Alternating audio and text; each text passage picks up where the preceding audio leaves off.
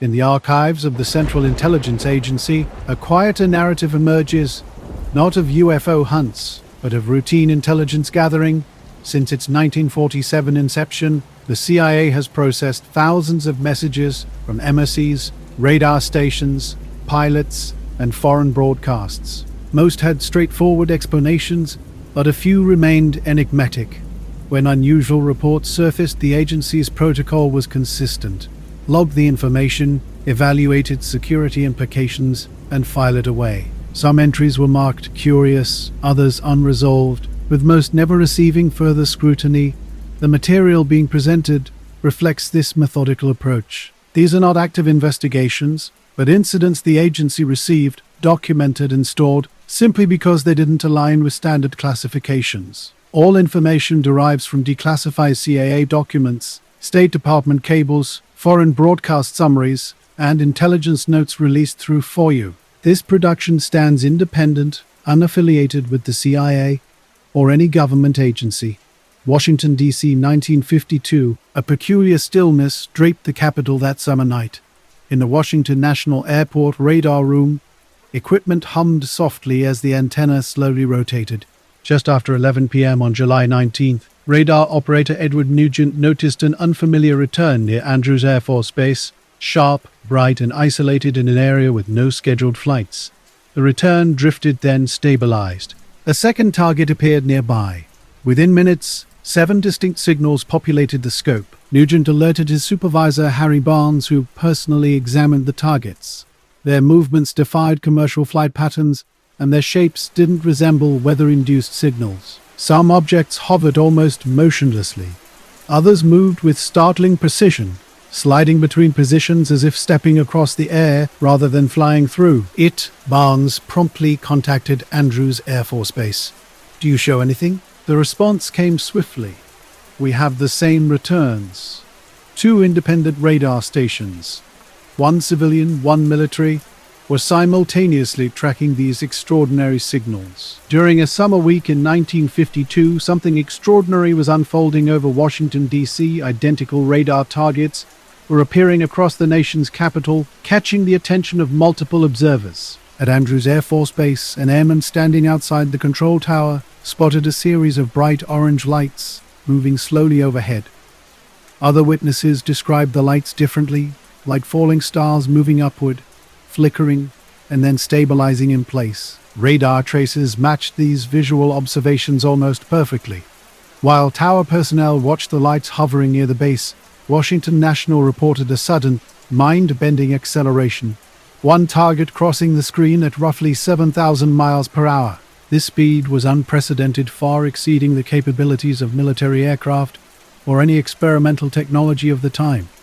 Throughout the night, similar reports continued to pour in. Commercial pilots witnessed clusters of bright white lights pacing their aircraft and bluish objects moving faster than any known jet. From radar rooms to airport towers to cockpits above Maryland, the descriptions converged. Silent, precise objects capable of hovering, instant acceleration, and impossibly quick repositioning. By dawn, military intelligence was aware, but the true sensation would occur exactly 1 week later, on July 26th. Radar operators at Washington National again noticed unusual returns, objects hovering, drifting, and accelerating. This time, the activity pushed deeper into restricted airspace, approaching the White House and Capitol building. Commercial aircraft near the area also reported visual confirmations. Capital Airlines' flight on approach to Washington saw 4 bright lights maneuvering in a loose formation. Captain SCPM maintained visual contact for nearly 14 minutes, observing the object's impossible movements, hovering, shifting positions, and making sudden unnatural maneuvers. His co-pilot corroborated every detail. Radar operators simultaneously confirmed objects matching Pearman's description on their scopes. The situation demanded a military response. Air Defense Command scrambled F-94 Starfire interceptor jets from Newcastle Air Force Base in Delaware. Yet each attempt to intercept these mysterious objects would prove frustratingly elusive. Every time the jets arrived in the area, the unknown objects vanished from radar screens. When the military aircraft left to refuel, the mysterious targets returned. Throughout the night, this strange pattern repeated itself. The unidentified objects remained just out of reach, not by outmaneuvering the jets in open airspace, but by simply disappearing whenever an intercept became possible. By morning, newspapers across the country were plastered with front-page headlines about mysterious lights, confirmed radar tracking, and military jet scrambles. The public was left with burning questions. What were these objects? Why were they hovering over the nation's capital? And why couldn't they be intercepted? Government officials, however, were concerned with deeper implications. The Central Intelligence Agency closely monitored the situation. While not specifically established to investigate UFOs, the CIA routinely received intelligence about potential national security threats from various government agencies. The real issue in July 1952 wasn't the objects themselves, but the potential consequences of their appearance. During the intense Cold War period, senior analysts worried that widespread UFO reports could overwhelm communication systems or be exploited by adversaries to create confusion and panic. A declassified internal CIA memo revealed the urgent need to evaluate how these sightings might impact national readiness. 2 weeks after the Washington incident, the White House demanded a full briefing from the Air Force. General John Samford, the Director of Air Force Intelligence, held the largest press conference in the agency's history. Speaking carefully, he acknowledged that while most sightings had explanations, a small percentage remained truly unexplained. When questioned about the Washington events, Samford suggested temperature inversions might explain unusual radar returns, but he couldn't fully account for the visual sightings captured on radar. Behind the scenes, the CIA pushed for a more systematic approach. In January 1953, they convened the Robertson Panel, a group of prominent scientists led by Caltech physicist Dr. Sivicist, Dr. People, Howard P. Robertson. This panel meticulously examined radar data, pilot testimonies, and official reports to understand the mysterious occurrences. The Washington UFO sightings of July 1952 presented a complex puzzle that intrigued both military personnel and investigators. Multiple radar stations tracked unidentified objects, while air traffic controllers and pilots independently reported coordinated lights in the sky. These objects demonstrated extraordinary flight characteristics, including hovering, instantaneous acceleration, and rapid directional changes. Interceptor jets sent to investigate the phenomenon encountered a peculiar pattern. The objects would vanish when aircraft approached and reappear after the jets departed. This behavior suggested something beyond conventional atmospheric explanations. The Air Force attempted to attribute the events to temperature inversion, but this theory fell short of explaining the full range of observations.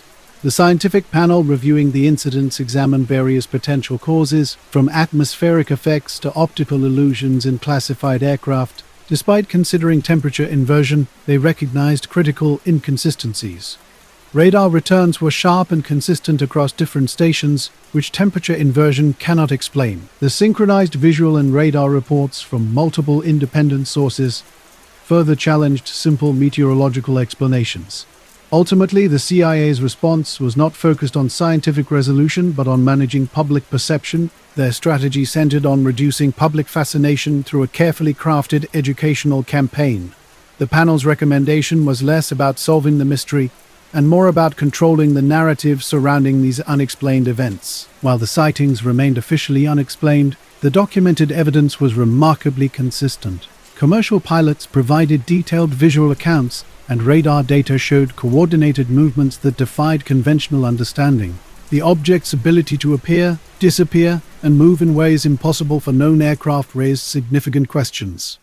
The CIA effectively shifted the conversation from investigating the unknown to managing public reaction. By implementing a strategy of subtle debunking and controlled information, they transformed the UFO discussion from a scientific inquiry into a matter of national stability management. The Washington UFO sightings captured national attention in a way that immediately concerned intelligence agencies. Cold War psychology and national security framed how these events were interpreted. There was a specific fear. What if a foreign nation exploited mass UFO reporting to disrupt communication systems and delay potential U.S. responses? By tracking these objects through radar and eyewitness accounts, military and intelligence teams gathered extensive documentation. The sightings occurred over restricted airspace, involved trained observers, and included multiple radar confirmations. They briefly occupied White House attention and directly led to the formation of the Robertson Panel. Despite comprehensive investigation, no definitive explanation was ever established. The events remained a series of documented observations, radar traces, radio transmissions, newspaper accounts, and pilot testimonies. What emerged was a record of what was seen, not why it happened. High above the American landscape, at 70,000 feet, the world transforms into something entirely different. The atmosphere grows thin, nearly soundless, where daylight stretches across a curved horizon and aircraft movement becomes a delicate balance between gravity and emptiness. During the 1950s and early 1960s, this upper atmosphere became an unexpected backdrop for a remarkable UFO history. The CIA's primary strategy was not to determine the nature of these objects, but to reduce public seriousness about such reports. Gradually, the Washington sightings faded from classified discussions, leaving behind only unanswered questions. Today, they stand as one of the most well-supported UFO events in American history, a testament to an unexplained phenomenon that continues to intrigue. During the Cold War, the U-2 reconnaissance aircraft pushed the boundaries of aerial technology, climbing to heights that seemed impossible. While commercial aircraft typically flew around 20,000 feet, and military jets rarely exceeded 35,000 feet, the U-2 routinely soared above 60,000 feet, reaching near 70,000 feet in an atmospheric realm that pilots considered almost mythical. Its distinctive design contributed to its mystique. With long wings, a pale metal skin, and slow gliding patterns, the aircraft was highly visible during dusk and dawn. Even when no one expected an aircraft at such extreme altitudes, the U-2 could be seen from far below. As the U-2 program expanded, so did UFO reports. Airline pilots, farmers, police officers, and air traffic controllers began describing strange sightings, shiny, fast-moving objects glowing in the upper atmosphere. At sunset, the U-2 would catch sunlight long after the ground had darkened, creating an otherworldly orange or silver glow that seemed detached from any known aircraft. To civilians, it appeared as a bright, silent object at an incredible height. Commercial pilots saw it as a high, fast disk that remained illuminated even as their own aircraft descended into darkness. Military pilots noticed reflective flashes moving above what they believed was the operational ceiling of any existing aircraft. The CIA closely monitored these reports, understanding their origin long before the public. Declassified documents from 2013 revealed that more than half of the unexplained UFO sightings during the late 1950s were directly linked to U-2 flights. This created a delicate situation, each public sighting risk, exposing a classified aircraft with capabilities far beyond those of the Soviet Union or the United States. Intelligence officers were not concerned about alien encounters, but rather the potential for adversaries to deduce American reconnaissance capabilities from civilian descriptions. The complexity was further heightened by the fact that the Air Force remained unaware of the details of every classified CIA flight. During the Cold War, the Air Force's investigations into civilian UFO reports often led to unexplained sightings, particularly when reports didn't align with their aircraft logs. These mysterious observations grew more pronounced with the development of the A-12 Oxcart, a top-secret aircraft built by the CIA. The A-12 was a technological marvel, flying at altitudes above 80,000 feet and reaching speeds exceeding Mach 3 far beyond the capabilities of the earlier U-2 spy plane. Its testing at Groom Lake in Nevada generated a wave of unusual reports. Civilians described bizarre aerial phenomena, silver streaks darting across twilight skies, sudden flashes, and long glowing forms moving faster than any known aircraft. What made these sightings so compelling was their otherworldly appearance. The A-12's high-speed flight created a faint metallic glow as its surface heated from friction with thin upper atmospheric air. From the ground, it looked less like an airplane and more like a luminous arrow slicing through the sky, moving with a sharp, persistent velocity that was impossible to miss. Later CIA documents confirmed what had long been a mystery. Many UFO reports, especially those in the southwest and near commercial air corridors, were directly linked to A-12 test flights. Archived memos showed that numerous sightings labeled as unexplained by the Air Force perfectly matched the Oxcart's testing windows. Observers reported objects traveling at extraordinary speeds, performing impossible maneuvers, and leaving behind glowing heat streaks. Without any context for such advanced technology, the public naturally interpreted these sightings as unknown phenomena. The Air Force's Project Blue Book, which investigated UFO reports from 1952 to 1969, found itself caught in the middle of this complex situation.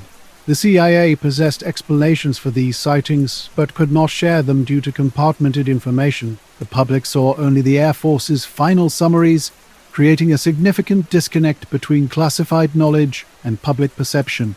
Blue Book faced challenges when investigating UFO reports due to restricted access. Pilots and police officers reported unusual aerial objects that seemed to defy explanation. However, these reports remained unresolved because they actually described classified aircraft that investigators were never permitted to acknowledge. The CIA deliberately used this situation to protect its reconnaissance missions. Declassified files reveal an intentional strategy of leaving some UFO reports unexplained in official Air Force publications. While the public speculated about extraterrestrial craft and strange aerial phenomena, the agency continued flying secret aircraft with minimal risk of exposure. Documents show the CIA actively encouraged Air Force personnel to provide natural explanations for sightings, regardless of how well these explanations matched eyewitness accounts. The primary goal was maintaining operational secrecy. A particularly revealing aspect emerged from 2013 declassifications about U-2 test flights. During evening tests, especially near sunset, UFO sightings increased dramatically. The U-2 aircraft remained visible while the ground and lower atmosphere darkened, creating distinctive visual patterns along its flight path. The agency carefully monitored these correlations, tracking which regions generated more observations and how quickly reports spread through newspapers and military channels. Analysts compared sighting details to ensure no classified technology information leaked. The significance of this approach became starkly evident in April 1960, when a U-2 piloted by Francis Gary Powers was shot down over the Soviet Union. This incident exposed the aircraft's existence and forced the CIA to completely reassess its high-altitude aircraft secrecy strategies. Essentially, the agency transformed UFO confusion into a strategic tool for protecting sensitive military technology, using public speculation as an unintentional cover for covert operations. The era of high-altitude reconnaissance. Aircraft during the Cold War created an unexpected byproduct, a surge of UFO sightings. The U-2 and A-12 aircraft flew at altitudes and speeds far beyond what the public could comprehend, generating mysterious visual phenomena that captured widespread imagination. When these advanced aircraft began operational missions, they produced remarkable visual effects. Witnesses described incredible sightings, sudden streaks of light vanishing into the sky, shimmering shapes gliding across horizons at dusk, and elongated metallic forms moving silently without visible wings. The Air Force struggled to explain these reports while the CIA understood their true origin. Declassified documents reveal a direct correlation between CIA flight schedules and UFO reports. From the mid-1950s to late 1960s, the U-2 and A-12 aircraft operated at heights that made them invisible to typical observers, creating a phenomenon the agency recognized as an unintended consequence of their secret technology. The downing of the U-2 aircraft heightened awareness about potential misunderstandings. If adversaries misinterpreted reconnaissance flights as UFOs, or vice versa, the potential consequences could be unpredictable. This concern led to more cautious operational practices. What emerged was not a single dramatic event, but a subtle, prolonged overlap between classified aviation technology and public perception. These aircraft, designed to remain invisible, generated lights, reflections, and movements so unusual that they appeared extraterrestrial to many observers. The CIA never deliberately created UFO sightings, but quickly recognized how the public confusion served their need for secrecy.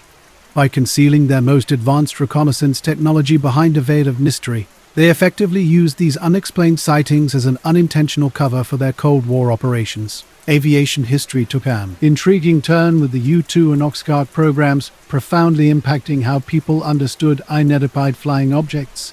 What civilians witnessed in the skies were not extraterrestrial visitors, but American aircraft operating at unprecedented altitudes and speeds. The mystery of that era persists despite this explanation. Decades passed with genuine witnesses reporting unexplained objects and investigators sincerely working to comprehend these sightings. This period represents a fascinating intersection of secrecy, technological advancement, and public perception. In 1967, an extraordinary incident unfolded near Pinar del Rio, Cuba, revealing how extraordinary events can emerge from routine communications. The day began like any other, at a U.S. intelligence listening post with standard military radio traffic between Cuban air defense controllers and their pilots. Suddenly, the routine dissolved. A series of urgent, confused transmissions broke through the typical communication patterns. A Cuban radar site reported an unidentified object entering their airspace, a bright return moving at impossible speeds and altitudes. Neither a typical reconnaissance aircraft nor a standard military vehicle, this object behaved differently. Its trajectory was unusual, climbing steadily, then slowing, then ascending vertically in a pattern that immediately caught attention. Cuban controllers quickly dispatched a MiG-21 to investigate. The pilot's initial radio communications were calm and professional, acknowledging ground control's instructions and reporting his climb toward the target. The MiG-21, a pinnacle of Soviet fighter technology, stood ready to intercept. What followed was a moment that captured the essence of an era where the boundary between known and unknown blurred, reminding us that unexplained phenomena often emerge from the most unexpected places. Sometimes the bird unknown is simply something we haven't yet understood, flying far beyond the limits of conventional belief. The Cuban Air Force, known for its precision in intercepting unidentified objects near its airspace, was conducting routine training focused on speed and rapid ascent. During one particular mission, a MiG-21 pilot's communication took an unexpected turn. Initially following standard procedure, the pilot's tone quickly became tense as he reported a bright object high above him in the afternoon sky. According to a later declassified CIA summary, he described the luminous object moving in a way that challenged his ability to track it, pushing his aircraft to its operational limits. The pilot attempted to match the object's incredible altitude. Ground control directed the pilot to close in and identify the mysterious target. His reports grew increasingly concise as the pursuit intensified. A second MiG pilot was launched to provide support. Joining the intercept mission, the CIA SIGINT summary noted the object's astonishing rate of climb, which even surprised trained analysts. At high altitude, with thin air surrounding him, the lead pilot reported a sudden, intense brightening that filled his cockpit canopy. What followed was recorded with haunting precision. As the pilot acknowledged the intensifying light, his transmission abruptly ceased. Simultaneously, the second mid-pilot, positioned miles away, shouted that the first aircraft had exploded mid-air. Cuban radar detected fragmentation, and ground controllers' repeated attempts to reach the pilot went unanswered. The CIA summary confirmed the aircraft's disintegration, emphasizing the absence of missile launch or hostile action. U.S. analysts reviewing the incident found no evidence of ground-based missile fire, no radar signature of a projectile, and no signs of air-to-air combat. The MiG simply seemed to break apart while pursuing the mysterious luminous object. A Cuban MiG-21 fighter jet's sudden destruction sparked intense scrutiny within intelligence circles. The event's peculiarities defied standard explanations. Two pilots encountered an unidentified object that behaved in ways completely outside normal aircraft performance. The second pilot, shaken, reported the object climbing rapidly after an explosion, moving in a manner he had never witnessed before. He remained on station temporarily before being ordered back to base, delivering a final, terse transmission. "It is going up." Soon after, the object disappeared from Cuban radar coverage. In the incident's aftermath, Cuban authorities sought to understand what caused the MiG's destruction. Official explanations centered on potential aircraft malfunction, structural failure, or a high-altitude engine explosion. While the MiG-21 was considered reliable, they acknowledged that any aircraft pushed to its limits could experience critical stress. However, key details complicated these standard explanations. The explosion's timing precisely matched the pilot's description of the object's intense brightening. The second MiG pilot observed no mechanical failure or fire before disintegration, and U.S. intelligence analysts found no evidence of missile activity. electronic interference, or hostile engagement. Within the CIA, this incident received unusually serious attention. The silent summary, circulated through intelligence channels, used cautious language while describing an unprecedented event. The document meticulously recorded pilot transmissions, radar confirmations, the sudden explosion, and the complete absence of conventional explanations. This measured approach reflected the broader Cold War context. Any unidentified aerial event near Cuba carried immense national security implications. The recent Cuban Missile Crisis remained a raw memory, and surveillance of Cuban military communications was a top priority. Unexplained aerial encounters, especially those resulting in fighter aircraft destruction, demanded thorough investigation. Some American analysts explored potential equipment malfunction or pilot error, but these hypotheses contradicted the available evidence. Others investigated whether the object might have been an American reconnaissance asset, yet no known U.S. aircraft could operate at such altitudes or demonstrate the described maneuvering characteristics. Intelligence officials found the 1967 Cuban MiG incident deeply troubling due to its unprecedented documentation. Unlike typical Cold War UFO reports that relied on brief visual or radar observations, this case encompassed simultaneous radar tracking, real-time voice communication, and the destruction of an interceptor aircraft while pursuing an unidentified object. The CIA records revealed no indication of U.S. involvement and no flight paths aligned with the event.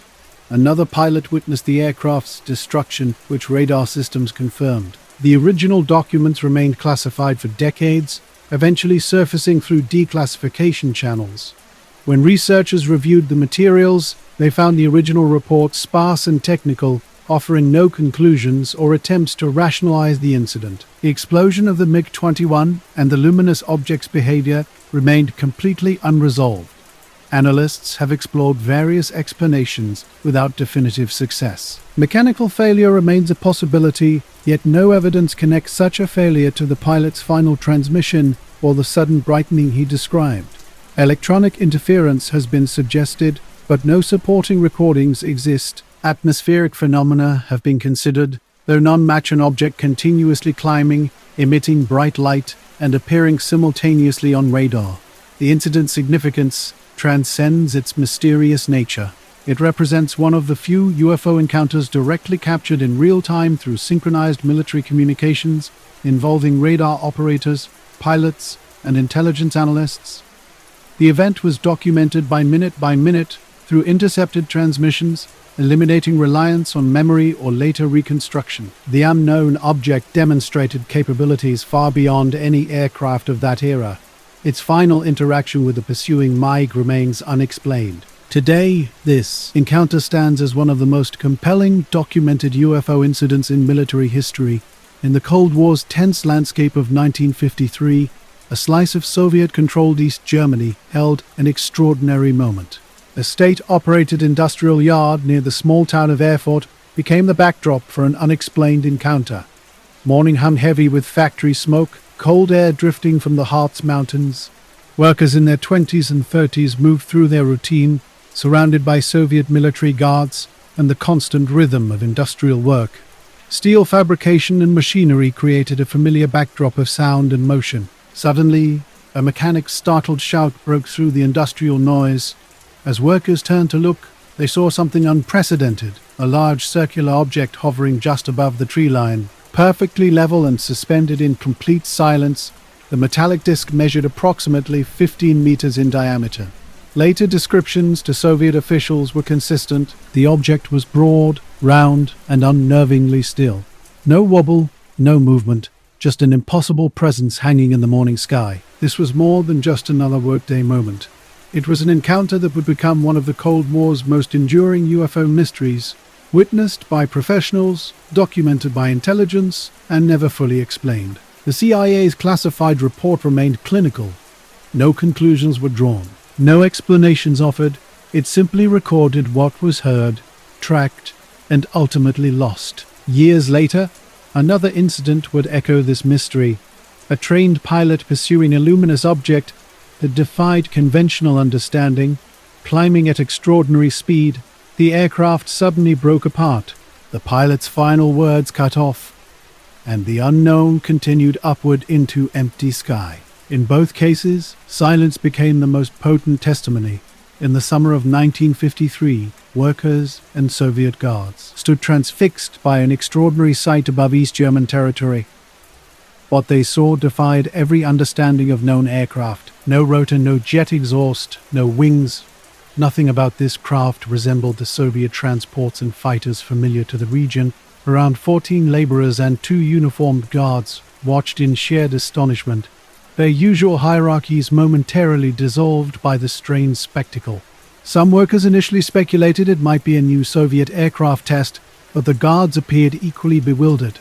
The object moved with an unnatural precision, drifting slightly and stopping abruptly. Waves of heat emanated from its underside, reminiscent of the shimmering air above a summer road.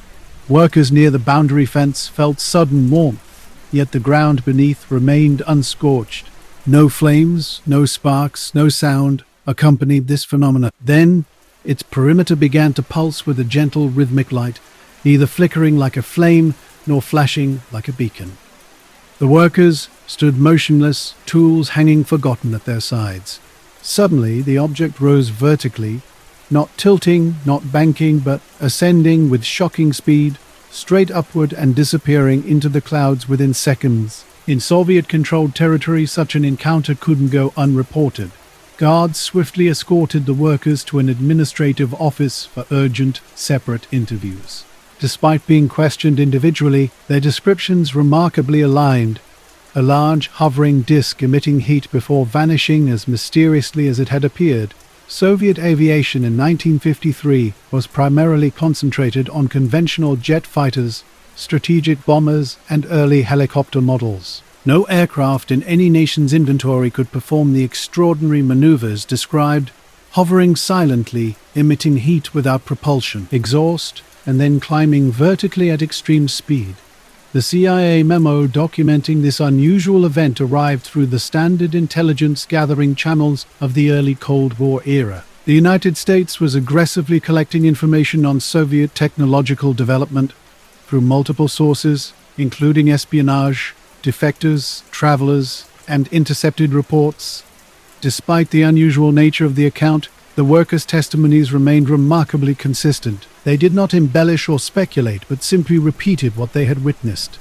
These were factory workers familiar with heavy machinery, not trained aerial observers, which made their uniform accounts particularly intriguing. CIA analysts approached the document with careful restraint. They neither labeled the object extraterrestrial nor dismissed it as a mistake or hallucination. The memo's language highlighted the account's consistency and the craft's unusual characteristics, subtly suggesting an event beyond conventional explanation.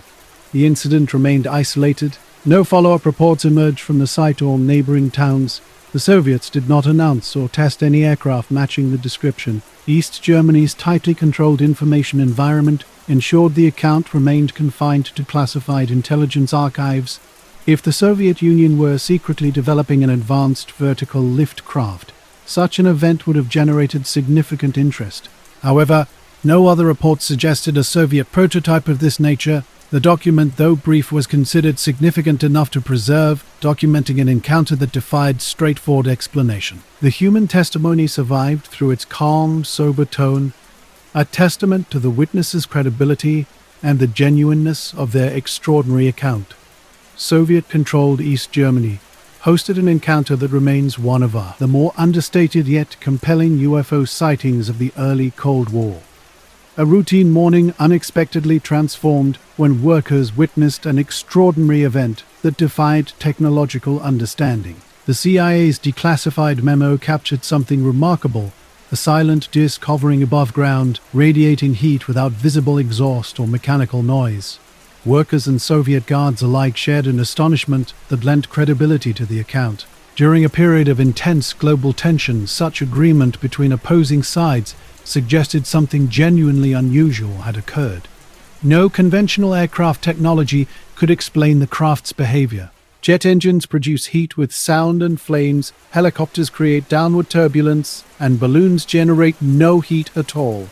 What the workers described was different: a silent, radiant heat emanating from a hovering object that matched no known technology of that era. The disk's vertical ascent was equally perplexing.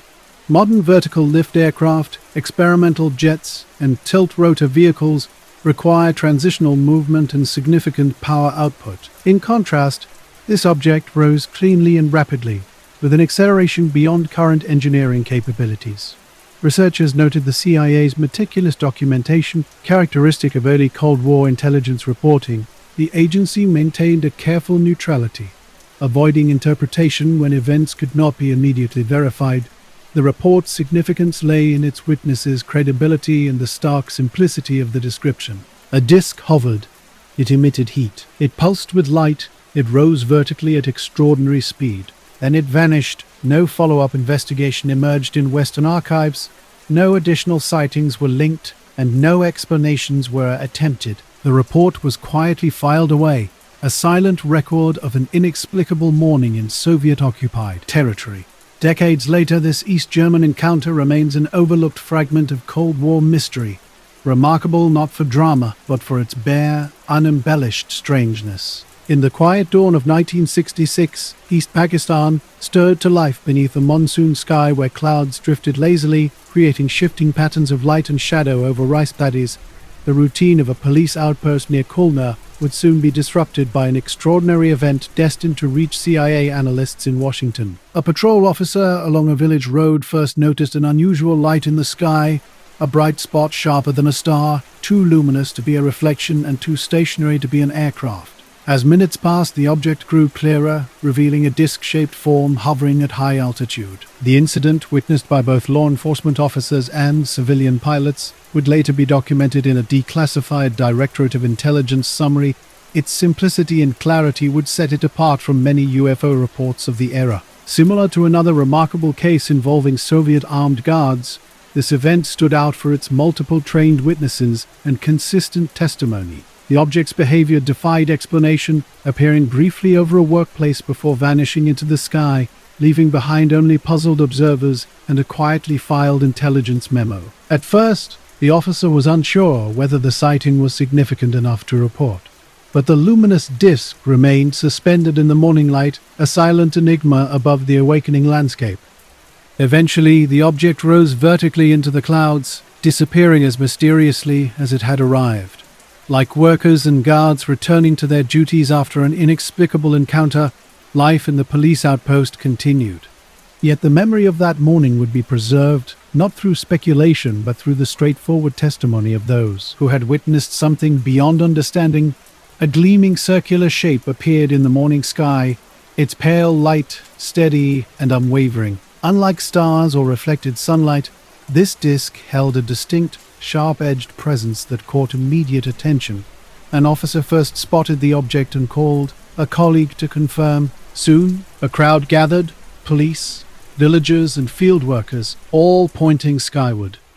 The object hung suspended at an altitude of 15 to 20,000 feet, well beyond local civilian aircraft, but far below satellite orbits. It remained perfectly still, defying wind currents that swirled at lower altitudes. Simultaneously, a domestic flight from Chittagong to Dhaka encountered the same phenomenon. Pilots initially mistook the luminous shape for a sunlight reflection, but its constant position and brilliant glow suggested something different. The captain subtly adjusted course to maintain visual contact. Both the captain and co-pilot reported a circular, brightly defined object that maintained its intense illumination even as the aircraft passed through cloud layers. Air traffic control found no registered aircraft in that location or at that altitude. The airspace over East Pakistan was calm that morning. Pakistan International Airlines flights were accounted for, and no Indian, American, or Soviet military aircraft were operating in the region. Eventually, the object began to move. Witnesses described a deliberate, almost sliding motion across the sky before stabilizing again. Some speculated it might be a weather balloon, but its sharp edges and intense brightness contradicted typical balloon characteristics. High-altitude balloons are usually smooth and translucent, and they do not remain motionless or emit such a distinctive glow. The police officers watched the unidentified object, growing increasingly uneasy. They couldn't determine if what they were seeing was an astronomical phenomenon, a foreign aircraft, or something completely unexplained. An officer tried photographing the object with a basic field camera, but the image revealed only a faint light point against an overexposed sky. Details were minimal, yet they meticulously documented the sighting's time, appearance, and disk-like movement in their report.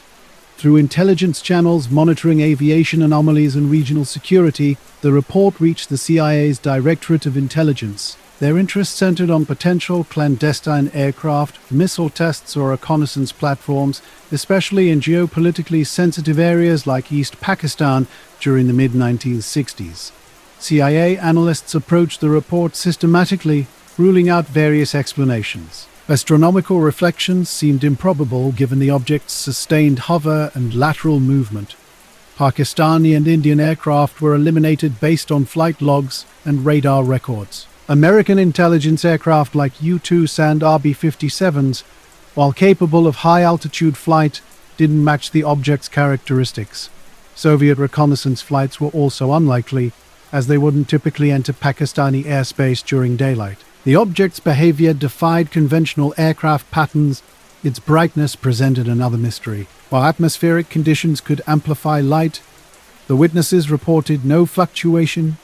Instead, the glow appeared intrinsic and stable across its entire surface. Both air and ground witnesses consistently described the object as silent, without exhaust or propulsion trails. The remarkable similarity between pilot and police accounts added weight to the observation's credibility. The CIA report underscored this consistency, highlighting the unusual nature of the encounter. Two independent observers described a circular luminous object at similar altitude and position, providing crucial corroboration that eliminated concerns about misinterpretation due to local atmospheric conditions or optical illusions from a single viewpoint. The declassified document's final notation remained deliberately understated, simply stating that the object was unidentified and did not match any known aircraft or natural phenomenon. The incident occurred in East Pakistan during the 1960s, a region marked by complex political tensions between East and West Pakistan, with India playing a significant strategic role. Any unexplained aerial activity could potentially signal military reconnaissance or technological testing. However, the object's unique characteristics, its luminosity, hovering behavior, slow lateral drift, and specific altitude diverged from standard military operational patterns. No subsequent intelligence suggested the presence of experimental aircraft from any foreign nation in the area. The luminous disk appeared once, displayed unusual behavior observed by credible witnesses, and then vanished without trace or recurrence.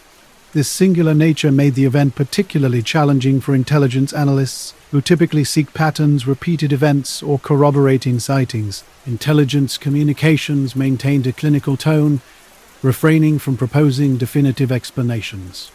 The document's preservation suggested the agency deemed the incident significant, despite its brevity. The police officers who initially reported the sighting likely never knew their observations would be archived by the CIA. Pilots continued their regular routes without further unusual encounters, and for the local villagers who witnessed the glowing object drifting across the sky, the event gradually faded into memory, captured only in a brief field report submitted at the end of a typically humid day.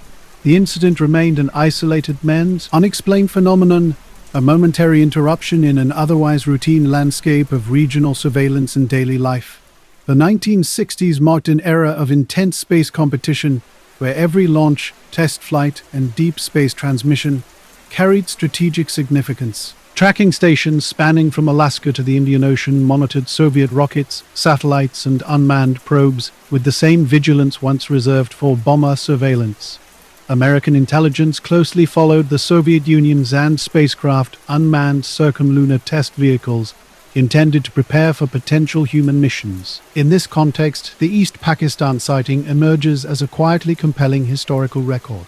Neither dramatic nor sensational, the case gained notable attention through its clarity and the quality of its witnesses. A luminous circular object was observed from multiple perspectives at an altitude that defied conventional aircraft behavior. The disk appeared without warning, hovered, shifted, and maintained its luminosity before vanishing just as mysteriously. Its occurrence coincided with no known technological tests, foreign exercises, or natural phenomena that could explain its unusual movement. Analysts approached the encounter with strict professional detachment, recording facts, comparing them against established aviation patterns, and ultimately leaving the case unresolved. Preserved in intelligence archives, this solitary event represents a singular moment, an object that behaved unlike any known aircraft of its time and departed without revealing its origin or destination. Documented in matter-of-fact language by professionals with no motivation to embellish, the 1966 East Pakistan luminous disk remains exactly as it was initially recorded. While just one small entry among thousands in the CIA's historical files, the incident endures through its remarkable simplicity, confirmed by ground observers and pilots alike. The disk lingered just long enough to be documented, but left no trace that might transform the mystery into something more definitive. The Soviet Union's L-1 program aimed to send cosmonauts around the moon and back to Earth safely, though no crewed flight was ever achieved. Multiple unmanned missions instead focused on testing re-entry procedures, guidance systems, and long-distance telemetry. American intelligence closely monitored each Soviet launch, tracking them from the moment their boosters ignited. Early flights followed high Earth orbits, while later missions used translunar trajectories that carried spacecraft hundreds of thousands of miles away. Typically, telemetry signatures and radar echoes behaved predictably. During a Zand flight in the late 1960s, U.S. tracking stations detected something unusual, a faint secondary target moving nearly parallel to the main spacecraft. Initially, analysts presumed it was a detached booster segment or launch vehicle fragment. Soviet launches often produced debris entering unusual orbits, with fragments occasionally following similar paths briefly. However, closer examination revealed the object's behavior deviated from typical debris patterns. Instead of drifting or changing orbital characteristics, this secondary return maintained an unusually stable position relative to the Zand vehicle, almost as if intentionally following it. A series of tracking anomalies emerged during this period, which the CIA quietly preserved in internal space analysis summaries. These unusual returns and signatures did not match the ZH spacecraft, correlate with known space debris, or appear in Soviet launch records. The CIA's Office of Scientific Intelligence documented these tracking station logs without speculation, preserving the radar-derived coordinates exactly as they appeared. At least one analyst noted that the secondary object did not align with expected debris signatures. No mention was made of propulsion or maneuvering capabilities. To American intelligence, each launch represented a critical window into Soviet technological capabilities, with analysts meticulously tracking every course correction and telemetry fragment crossing the atmosphere. As the Zand missions unfolded, a subtle yet intriguing pattern emerged. Tracking stations repeatedly detected a faint radar target that flickered along the spacecraft's trajectory.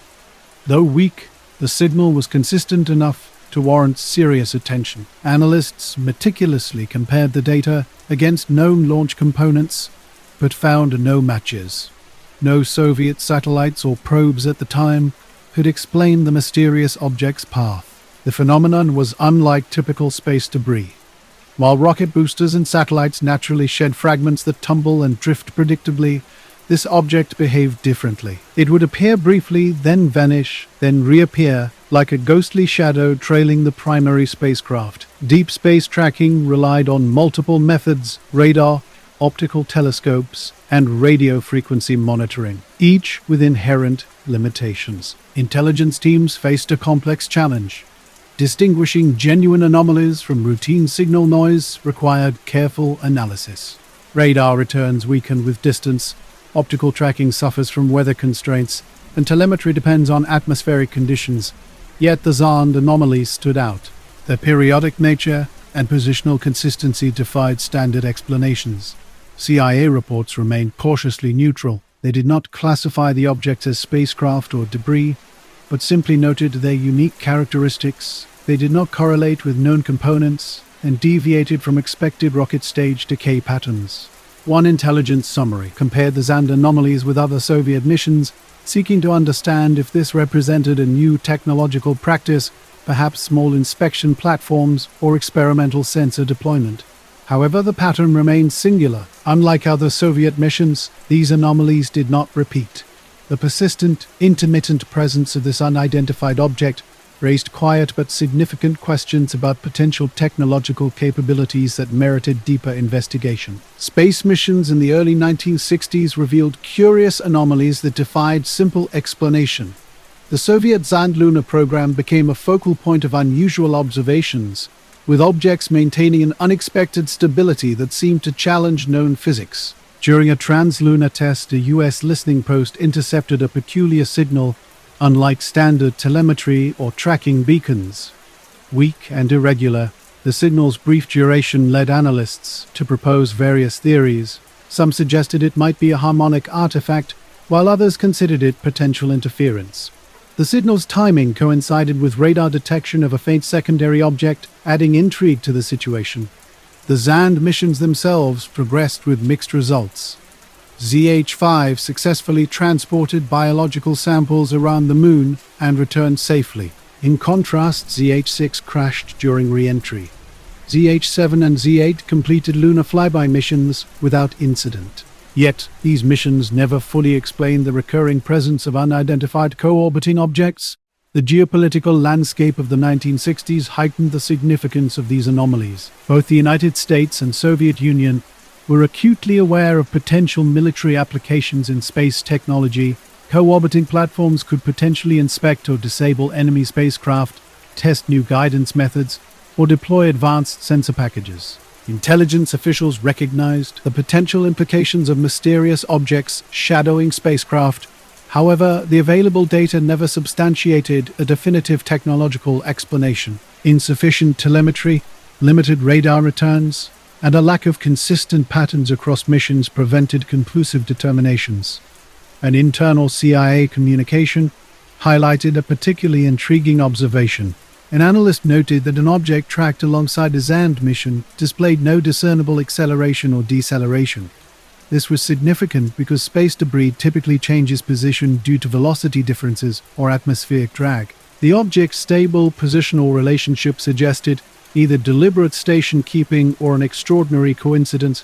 Western tracking never consistently identified debris associated with these flights, and Soviet technical literature made no mention of secondary payloads. The mystery remained unresolved, leaving more questions than answers about these unexplained space phenomena. Throughout the Cold War, the U.S. tracking systems occasionally detected a small number of unexplained space objects. Some were later identified as debris or misinterpreted reflections, while others remained unresolved. Among these were the Zand anomalies, preserved in CIA archives due to their proximity to high-value Soviet missions and their deviation from known technological signatures. These anomalies were not marked by dramatic behavior, but by subtle irregularities. They were objects that appeared where no object should have been, following paths that defied expected trajectories. In the measured language of intelligence documentation, they remained unexplained. Radar traces showed faint echoes, signal intercepts revealed fleeting transmissions, and analysts' notations concluded with quiet uncertainty. Decades later, when portions of space surveillance records were reviewed by historians, the Zand anomalies received only brief mention in academic literature. They never became widely known events, partly because they lacked narrative drama. No pilots, no eyewitnesses, no dramatic maneuvers. Instead, they existed as lines of numbers and tracking logs, interpreted cautiously by analysts who understood both the limitations and importance of space monitoring. Nothing in the archive summaries resolved these objects into known Soviet hardware, nor could they be attributed to natural celestial sources. They remained quiet shadows along the path of Soviet deep spacecraft, objects that appeared briefly in the early space age and then slipped into the historical record without ever being fully understood. In 1954, along the Atlantic coast of Morocco, a calm settled over the water in the early mornings. Before Casablanca stirred awake, the French Air Force operated from several bases throughout the region, maintaining colonial oversight and strategic presence during a period of rising global tension. Pilots on routine patrols had grown accustomed to predictable skies, with commercial flights tracing scheduled routes. To those who studied these anomalies, they remained curious. They sat on a short list of space-age events, where something appeared that did not match any catalogued object, performed no identifiable function, and then disappeared without explanation. Their significance lay not in spectacular occurrence, but in their persistent mystery. The morning seemed ordinary, with familiar maritime haze softening the Atlantic coastline and military transports following predictable routes. Nothing suggested the extraordinary would soon unfold during a routine French Air Force patrol. A pilot scanning the horizon spotted something unusual rising through the clouds. The object was unlike any aircraft he recognized, broad, circular, and metallic. Its movement defied typical flight characteristics. No nose tilt, no vapor trail, no visible propulsion. Instead, it ascended with controlled, smooth precision, rotating slightly to catch sunlight across its structured surface. When he radioed the control center, his report was met with a request for confirmation. He repeated his observation: a disc-shaped polished object maintaining an uncanny altitude with remarkable steadiness. Simultaneously, at a radar installation near Casablanca, operators detected an anomalous signal. The trace didn't match any expected aircraft and appeared at the exact altitude the pilot described. Its return was unusually strong, with no recognizable transponder or identification. As they tracked the object, it moved slowly across their scope before suddenly accelerating at a speed that made them pause and double-check their equipment. For several critical minutes, the radar return perfectly correlated with the pilot's visual description, a convergence that suggested something truly extraordinary was occurring in the skies above the Atlantic. The pilot's encounter with an unidentified object began with a remarkable observation. Its position on radar precisely matched what he could see through his aircraft's canopy. According to CIA intelligence channels, the object performed maneuvers that defied technological capabilities of the time. No aircraft in 1954, whether French, American, British, or Soviet, could stop mid-air or change velocity with such abruptness. While attempting to maintain a steady path alongside the object, the pilot observed its behavior carefully. At one moment, the disc slightly tilted, seemingly angling its surface to examine the aircraft in return. The object paced the pilot for several seconds, holding a parallel track before suddenly accelerating upward and eastward with a burst of speed far beyond the aircraft's capabilities. Within moments it rose to a higher altitude, climbing on radar before vanishing from the scope in a manner inconsistent with conventional aircraft movements. Upon returning to base, the pilot filed a formal report. His account was notable for its measured, unemotional description, detailing only what he directly observed. The document described a disc-shaped craft, demonstrating controlled flight and extraordinary acceleration. Given his extensive experience with both Western and Soviet aircraft designs, his testimony carried significant credibility. Radar operators independently documented the encounter. Their logs confirmed the target's unexpected appearance, low-speed movement, hovering, and rapid acceleration bursts. Critically, investigators found no evidence of equipment malfunction. Meteorological conditions remained stable, with no temperature inversions that could generate false radar signals. Furthermore, other aircraft in the region were tracked normally, suggesting the object's movements were genuinely anomalous. The mid-1950s marked a period of intense scrutiny over unusual aerial activities, particularly in strategically significant regions. Morocco, then under French administration, hosted several Western military installations that made it a focal point for such investigations. When a disc-shaped object demonstrated flight characteristics that defied conventional understanding, it sparked interest far beyond typical aviation circles. Military channels in France initially reported the incident, which subsequently reached American intelligence. The CIA incorporated the details into its ongoing assessments of international aerial phenomena. Analysts meticulously examined the technical aspects of the encounter, noting critical observations that challenged existing technological comprehension. The object's performance was extraordinary. Propulsion signatures were absent, ruling out known jet or rocket mechanisms. The pilot's description of vertical ascent contradicted helicopter capabilities, especially considering the reported altitude and speed. Furthermore, the sudden acceleration witnessed by both the pilot and radar installation exceeded the known limitations of atmospheric flight technologies. In 1954, France experienced a widespread surge of UFO sightings, with hundreds of reports emerging across the country. However, the Casablanca event distinguished itself. Unlike many civilian reports lacking substantive evidence, this incident featured trained military witnesses and radar confirmation from a controlled installation. Geographically and behaviorally, It diverged from the typical rural sightings of lights or small craft. The CIA's approach remained characteristically measured. The summary neither labeled the object as Soviet experimental nor proposed a definitive explanation.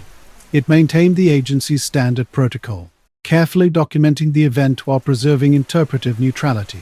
Years later, when researchers accessed declassified documents, the Casablanca case emerged as a concise yet compelling record.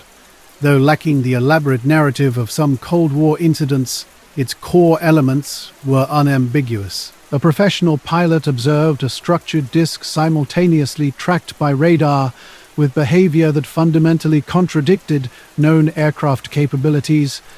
The French government, like other Western nations of the era, maintained its own catalogue of unexplained aerial phenomena. This particular incident represented more than a mere curiosity. It was a documented challenge to contemporary technological understanding. The Casablanca encounter drifts through Cold War intelligence records as a lesser-known radar visual case from the 1950s, despite being overshadowed by more famous sightings in Europe and North America. It possesses remarkable characteristics that set it apart from typical reports. What makes this event unusual is the precision of its documentation. The pilot was highly experienced and radar operators were trained professionals. Their descriptions aligned perfectly across time, location, speed, and behavior. The object demonstrated flight capabilities far beyond the technological limits of its era, executing a rapid upward maneuver that defied conventional aircraft performance. The object's presence was definitive. It wasn't a momentary glimpse or a misinterpreted celestial phenomenon, but a physical entity moving through the air with clear, deliberate control. No public investigation followed, and no joint inquiry emerged between the French Air Force and CIA. The Cold War environment fostered compartmentalization rather than collaboration. Documents were quietly filed and eventually declassified without additional commentary. The CIA neither sought to disprove the event nor assigned it extraordinary significance. Like many intelligence anomalies, it was documented in sparse, measured language. An object was seen, tracked, and then vanished. This encounter never escalated into an international mystery. It didn't trigger military pursuits or political ramifications. Instead, it remained a straightforward record of an unidentifiable craft observed over the Atlantic, witnessed by professionals trained to distinguish between known and unknown aerial phenomena. The CIA's report concludes without resolution. The object's origin remains unknown, its technology unexplained. It exists now as part of the quiet historical narrative of aerial anomalies that traversed Cold War skies, leaving behind nothing more than the stark facts recorded by its observers. A simple account, preserved in an air intelligence note, of something that defied explanation. In the mid-1970s, Tripoli was a city under tight control. Gaddafi's government strictly limited foreign movements, and American military presence was virtually non-existent. Diplomats experienced predictably quiet nights, often shrouded in silence. One evening in 1975, an unusual event caught an embassy officer's attention. After stepping onto the rooftop terrace to escape the day's lingering heat, he surveyed the landscape. Flat rooftops and endless desert stretched before him, with no aircraft noise, traffic, or wind disturbing the profound stillness. As he gazed at the horizon, a pale glow began to emerge from the desert. Initially appearing like a distant vehicle's light, it steadily grew in intensity. The officer's first thought was a Libyan Air Force helicopter, but the complete absence of rotor noise quickly dismissed that theory. The object was entirely silent. A luminous oval with soft edges slowly cleared the horizon, moving deliberately across the sky. Its color was neither the sharp white of a flare nor a flickering flame, but a muted, steady illumination, somewhere between a faint blue and yellow. With no trail and no sound, the object's movement was distinctly purposeful. The twilight made altitude estimation challenging, but the officer judged it to be several thousand feet high, too elevated for ground vehicles, too low for ground vehicles, too low for satellites, and too steady for a drifting balloon. Libya had no weather balloon program in the region at that time. Even if such a balloon existed, it could not explain the stable, uniformly bright oval. The object continued its northward journey toward the coast, maintaining a consistent glow without flickering or intensity changes. Beneath the object, the desert remained dark, with no visible shadows or reflective effects. Its path seemed meticulously planned rather than wind-driven, moving in a precise, unwavering straight line. This extraordinary sighting was documented in a formal cable routed through State Department channels and subsequently reviewed by CIA intelligence. A glowing oval object moved steadily across the desert sky, defying the light breezes that would typically push a balloon or lantern off course. For several minutes, the object maintained a consistent trajectory before slowly turning as if rotating on an unseen pivot. It began moving westward, staying parallel to the shoreline, but still inland. The officer found the shift in direction deliberate. While wind could cause drifting, this motion seemed controlled. Aircraft might make such turns, but they would typically produce sound or show navigation lights. Libya's modest air fleet, mostly Soviet MiGs and transports, always generated distinctive jet or turboprop noise that carried over the city. Yet this object remained completely silent. The silence was perhaps the most unnerving aspect of the encounter. After watching for several minutes, the officer went inside to alert another diplomatic staff member. Upon returning to the terrace with a second witness, the object was still visible. Now further west and lower on the horizon, the second observer confirmed the initial description, a slow-moving, softly glowing oval with no distinguishable features. Eventually, the object descended behind distant buildings, vanishing as quietly as it had appeared. That evening, the embassy officer filed a standard incident report. Such documentation was routine for unusual aerial observations, especially in a country with high foreign intelligence sensitivity. The cable, written in diplomatic language, described a silent, luminous oval moving across the desert sky at moderate altitude. The officer explicitly noted that the object did not resemble any known aircraft flare or atmospheric phenomenon. Because the report originated from a Foreign Service post, it was simultaneously routed through multiple channels. While primarily destined for the State Department's Operations Center, the cable was also forwarded to intelligence review offices, including CIA channels used for foreign observation analysis. The CIA's response was neither dramatic nor dismissive.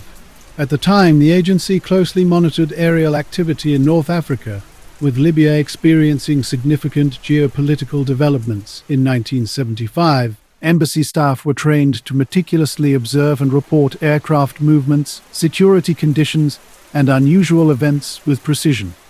Their reputation for reliability and avoiding exaggeration was well established. The reporting officer's communication was calm and factual, which caught the attention of CIA analysts. When examining the cable, analysts compared the description with known aircraft operations. No scheduled flights aligned with the reported time and location. The Libyan Air Force had not filed any activity reports for that region during the specified window. Even if American reconnaissance flights had been operating in Libyan airspace, which they were not, their profiles would not resemble the described slow-moving, low-altitude luminous oval. Weather conditions that evening were stable, with no storms, high-altitude inversions, or atmospheric phenomena recorded by the Airport Meteorological Office. The witness's description of the glow did not correspond with lightning sprites, planetary reflections, atmospheric refraction, balloons, lanterns, ground lights, or military flares. Flares typically flicker, descend rapidly, and produce haze, whereas this object moved horizontally with consistent brightness for an extended period. The CIA added the event to its internal list of anomalies without an immediate assessment. It was neither confirmed as an aircraft nor identified as a natural phenomenon, simply recorded as an unexplained occurrence. In the aftermath, no Libyan newspapers mentioned any aerial activity. State-controlled media consistently maintained strict information control, rarely reporting incidents involving unidentified objects. Local recorded sources showed no corroborating observations from residents. The object appeared briefly, crossed the city skyline, and disappeared without a trace. Years later, when the cable and related documents were declassified, the encounter emerged as a small but intriguing entry in the archives of Cold War-era unexplained aerial events, preserving a moment of mystery within the diplomatic records. A quiet anomaly unfolded over Tripoli in 1975, notable not for sensationalism, but for its understated nature. Two trained observers reported something in the sky that defied conventional explanation and the CIA files captured this moment with remarkable restraint. The encounter's significance lay in its context. This was a region with limited aviation activity, situated under controlled airspace during a period of heightened geopolitical tension. The witnesses were credible, their description consistent, yet the event remained frustratingly undefined. No radar contact, no photographs, no additional witnesses could corroborate or challenge the account. The agency could only classify the object as unidentified, preserving the report due to the absence of any standard explanation. A luminous oval drifted silently across the desert sky, leaving no trace in military or civilian logs. The documentation stands as a testament to observational integrity, a simple account from individuals prepared to recognize patterns and willing to acknowledge when something falls outside expected boundaries. Similar circumstances characterized another remarkable incident in Buana, Papua New Guinea, in 1959, as evening settled slowly over the southeastern coastal territory, casting its last sunlight across the sea and behind mountain ranges. A remote Anglican mission became the setting for an extraordinary observation. The mission, characterized by quiet routines and the soft glow of evening lanterns, would become the site of one of the 20th century's most well-documented UFO encounters. This event ultimately found its way into CIA intelligence digests, not through speculation, but through straightforward reporting. No answers emerged from either encounter, no follow-up sightings occurred, yet these moments remain preserved. Silent testimonies to unexplained aerial phenomena, recorded with clinical precision and remarkable calm. A bright light appeared over the ocean near the Boy and I mission in Victoria, Australia, on the evening of June 26, 1959. Father William Booth Gill, a respected Anglican missionary and trained school teacher, was outside speaking with staff when he noticed something unusual in the sky. Initially, Gill thought the light might be a planet emerging at twilight, but the object seemed lower than a star and moved steadily toward the mission. As he watched, several staff members joined him, observing the light growing larger and taking on a more defined shape. Gill described the object as disc-shaped with a central mass and extensions resembling a cupola. Unlike an aircraft beacon, it emitted a steady glow. As it approached, the object's underside illuminated the clouds beneath, revealing a broad, solid form. That evening, Gill documented the sighting in his mission log, noting the object's direction and behavior. He recorded it objectively without speculating about extraterrestrial origins or advanced technology. The following evening, June 27th, the object returned, this time much closer. Around 6 p.m., Gill and a group of villagers were preparing for the evening service when the bright light appeared again, approaching from the west. It stopped directly above the mission at an estimated altitude of 500 to 800 feet. The number of witnesses, the clarity of their reports, and the duration of the sightings defied simple explanation. Gill's methodical nature and reputation for careful observation would later become crucial in drawing the attention of Australian authorities, the RAF, and eventually the CIA. Gill stood scanning the section, spotting what he believed were 4 human-like figures at the craft's top. They moved slowly, appearing to work like people on scaffolding.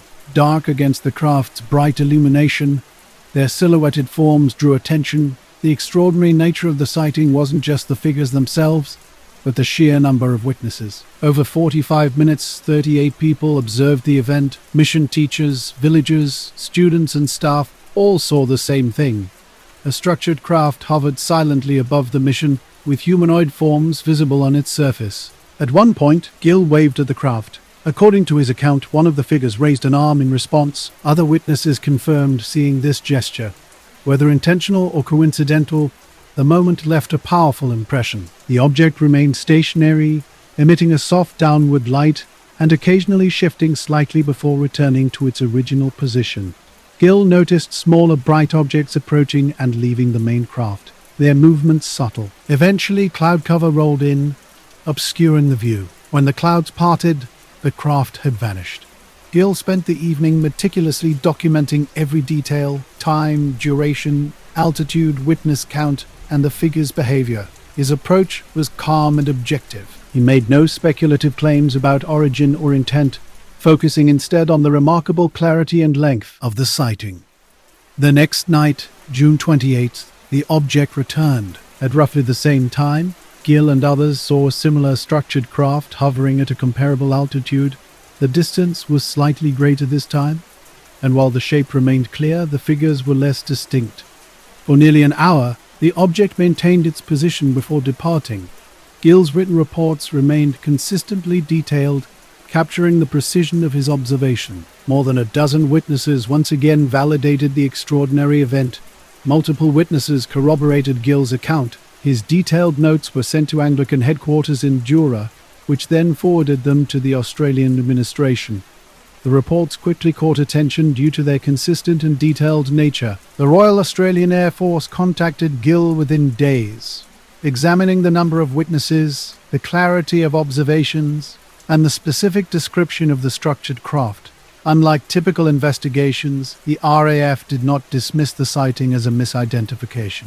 They recorded it as unexplained, acknowledging that no known aircraft operated in the region and no astronomical event matched the object's behavior. The United States closely monitored aerial and space-related anomalies worldwide, particularly in regions less influenced by Western infrastructure. Papua New Guinea, still under Australian administration, fit this profile perfectly. The CIA's Intelligence Digest included a brief entry about the Boyani encounter. It noted the unusually high number of consistent witnesses and the repeatedly observed structured craft.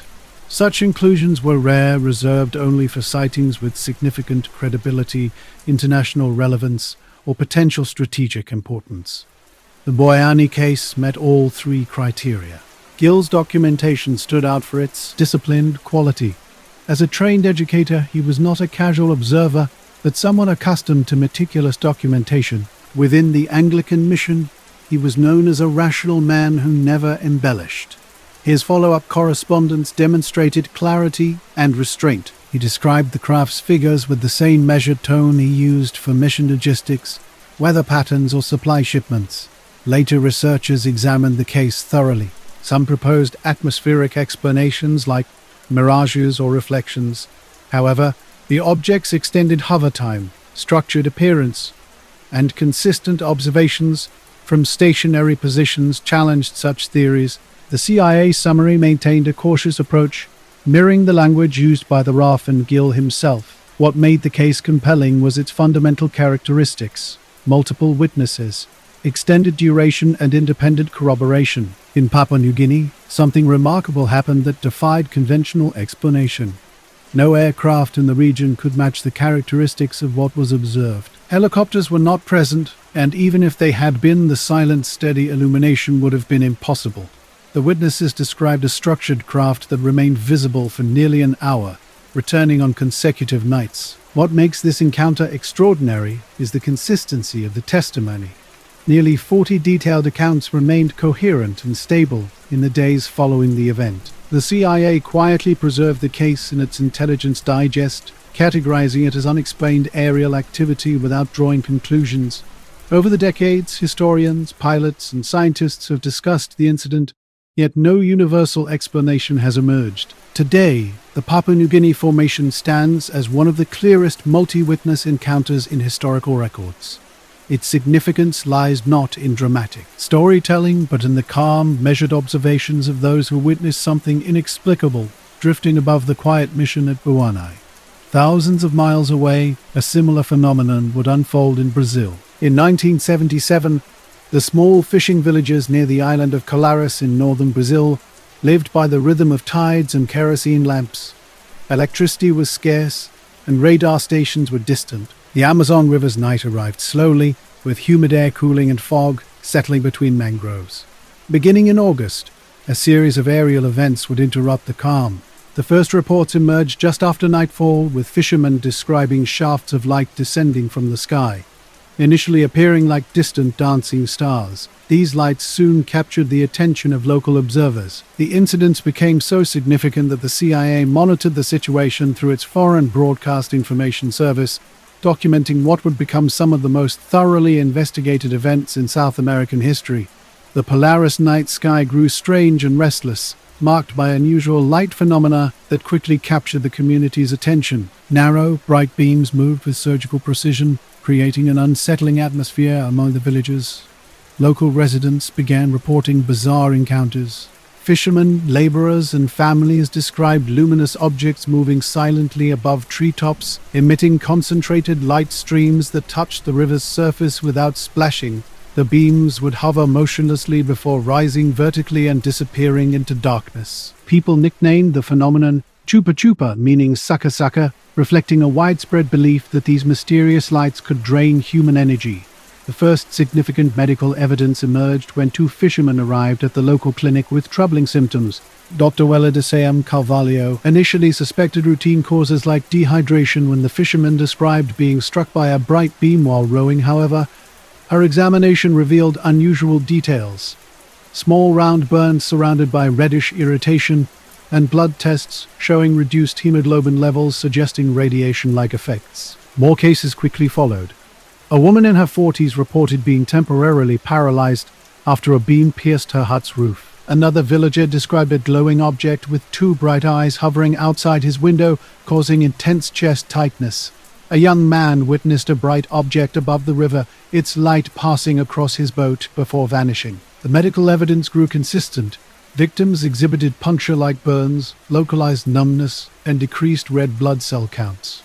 Some described a strange sensation of being pulled or compressed by the light. Dr. Carvalho meticulously documented each report, tracking this mysterious phenomenon that had gripped the community. By September, the Kawas region had descended into a state of heightened anxiety. Villagers adopted desperate measures to protect themselves from strange aerial phenomena. Some strung palm leaves across rooftops, believing they would repel mysterious lights. Others built large nighttime fires, hoping smoke would provide cover. Entire families began sleeping in groups, seeking safety in numbers. A few residents even fled to BM, the nearest major city. The escalating situation eventually caught the attention of the Brazilian Air Force. In late 1977, they dispatched investigators from the 1st Air Region Command to the area. This mission, known internally as Operation Saucer, was led by Captain Holland. The team arrived equipped with cameras, binoculars, notebooks, and a clear directive to document any aerial phenomena. Over the following 3 months, they conducted extensive research. Night patrols along the river, detailed interviews with local residents, measurements at alleged landing sites, and photography of unusual sky movements became their primary focus. The resulting documentation was significant. Dozens of photographs emerged, many captured using long exposure techniques.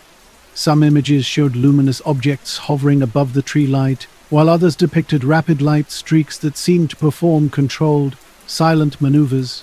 Soldiers reported encountering extraordinary sights. They described crafts resembling small cars, either metallic or glowing, moving slowly before accelerating suddenly. Several witnesses spoke of rectangular objects emitting straight beams toward the ground. Captain Hollander himself claimed a close encounter, stating he stood less than 200 meters from a flattened sphere-shaped object that hovered silently before darting away. As the Brazilian Air Force gathered evidence, local media began extensive coverage. Newspapers published interviews with victims and statements from officials. These reports spread quickly through radio and television broadcasts. Due to the region's strategic importance, the CIA's Foreign Broadcast Information Service monitored these transmissions in real time. FBIS analysts translated news segments, summarized witness testimony, and forwarded their findings to U.S. intelligence offices. Surviving declassified translated bulletins contained detailed references to injuries, burns, radiation symptoms, and ongoing government investigations. The accounts were carefully documented, with researchers noting the consistent and psychologically coherent descriptions provided by patients. Notably, none of the witnesses appeared hysterical, and all gave calm, uniform accounts of their experiences. The Brazilian Amazon in 1977 saw a series of strange events that caught the attention of multiple official agencies. The local villagers reported repeated sightings of unusual light beams, with medical authorities documenting physical injuries sustained during these encounters.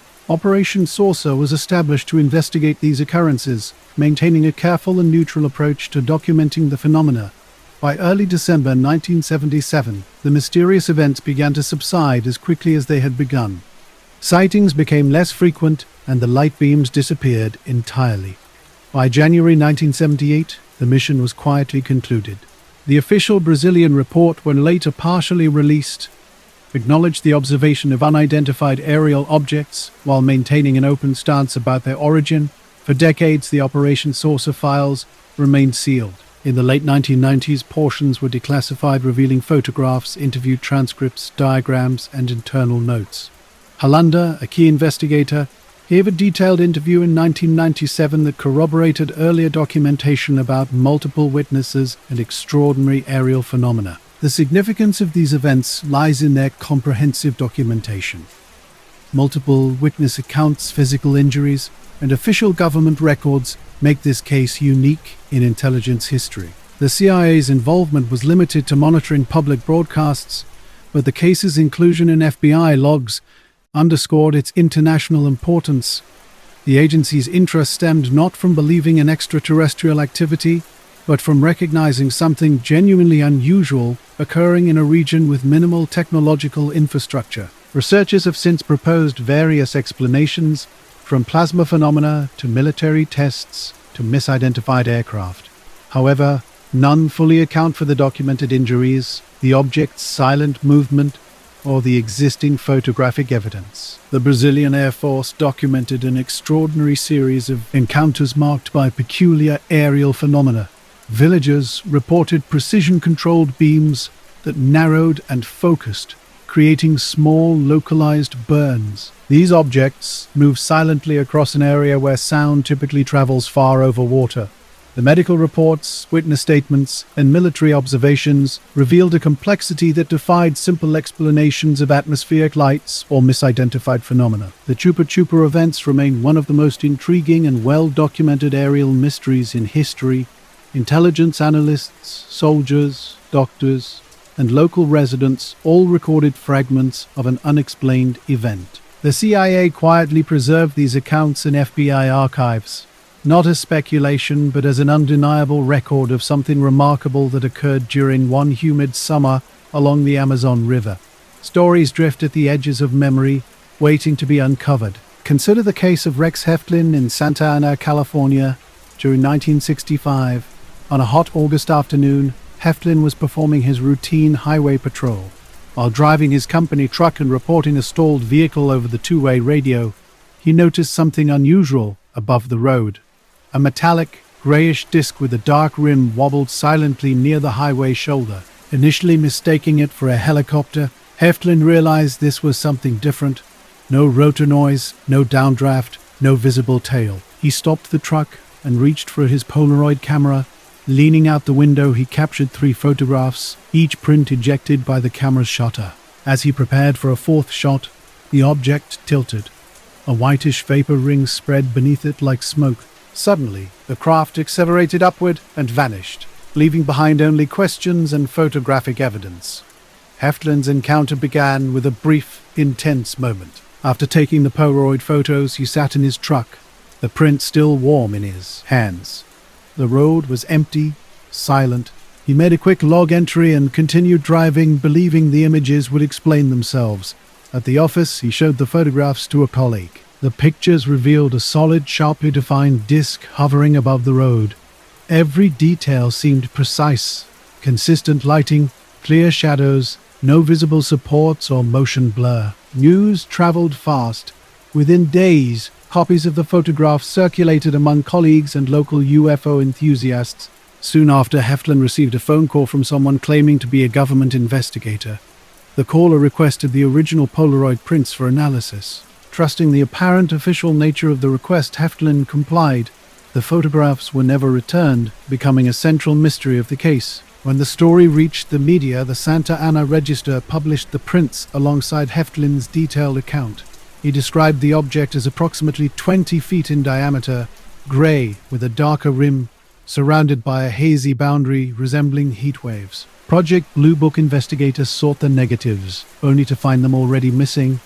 Without the originals, the Air Force dismissed the case as unsubstantiated, labeling it a probable hoax. They suggested the object might have been a small model or disc photographed at close range. However, optical specialists who examined the surviving copies told a different story. They noted consistent focus depth, natural lighting, and no clear signs of manipulation. The object's shadowing perfectly matched the sunlight direction indicated by telephone poles in the scene. No suspension lines or artifacts were visible. Attempts to recreate the images using models failed to match the geometric precision of Heflin's photographs. Years later, aerospace engineer Dr. Robert M. Wood reviewed high-resolution scans and observed something particularly intriguing. The object appeared to cast a diffuse shadow on the nearby road, a detail extremely difficult to fake without a physical presence.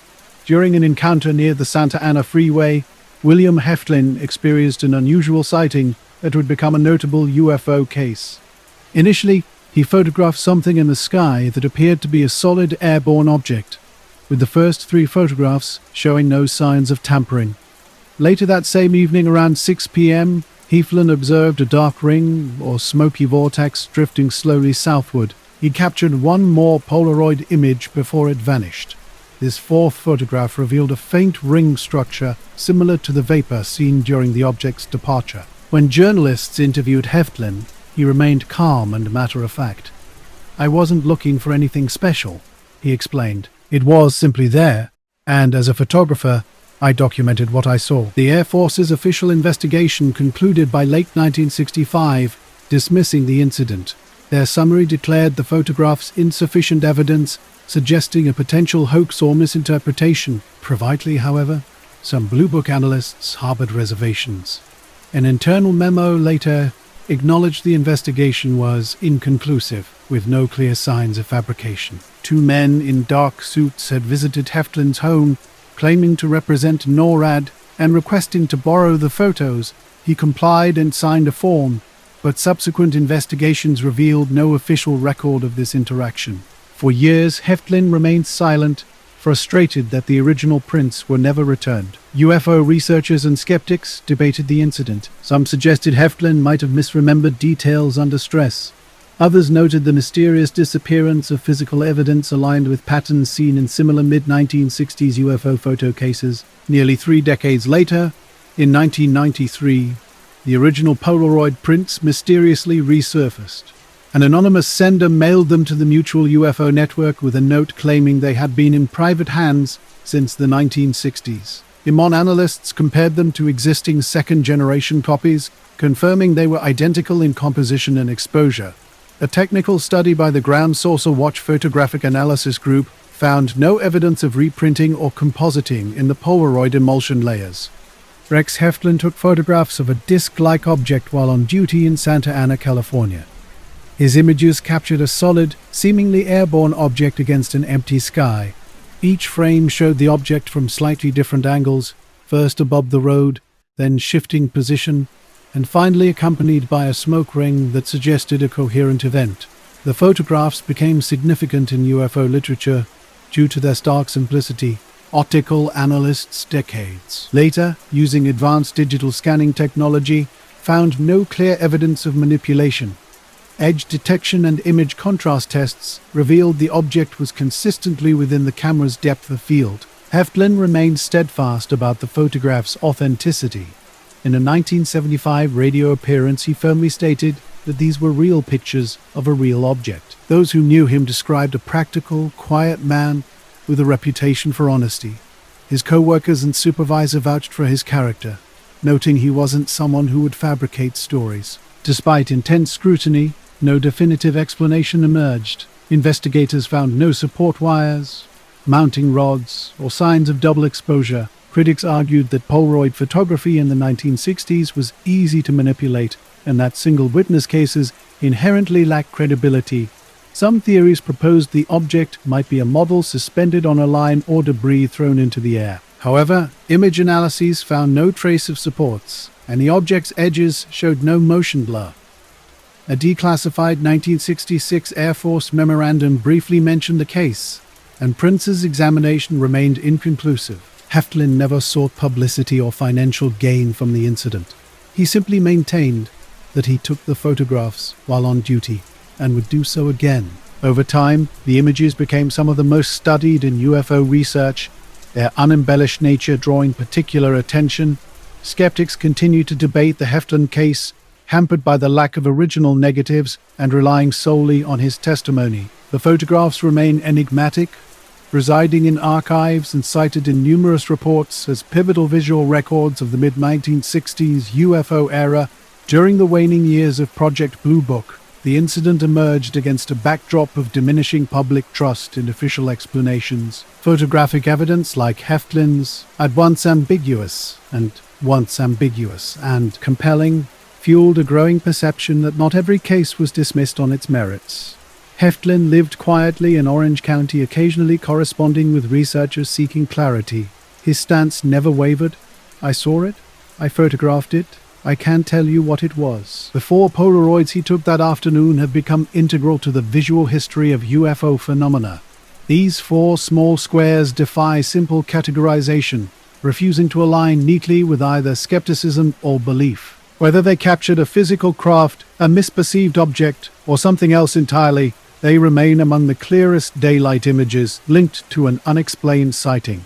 For investigators, the case serves as both a lesson and a reminder. Evidence can vanish, witnesses can fade, yet questions persist.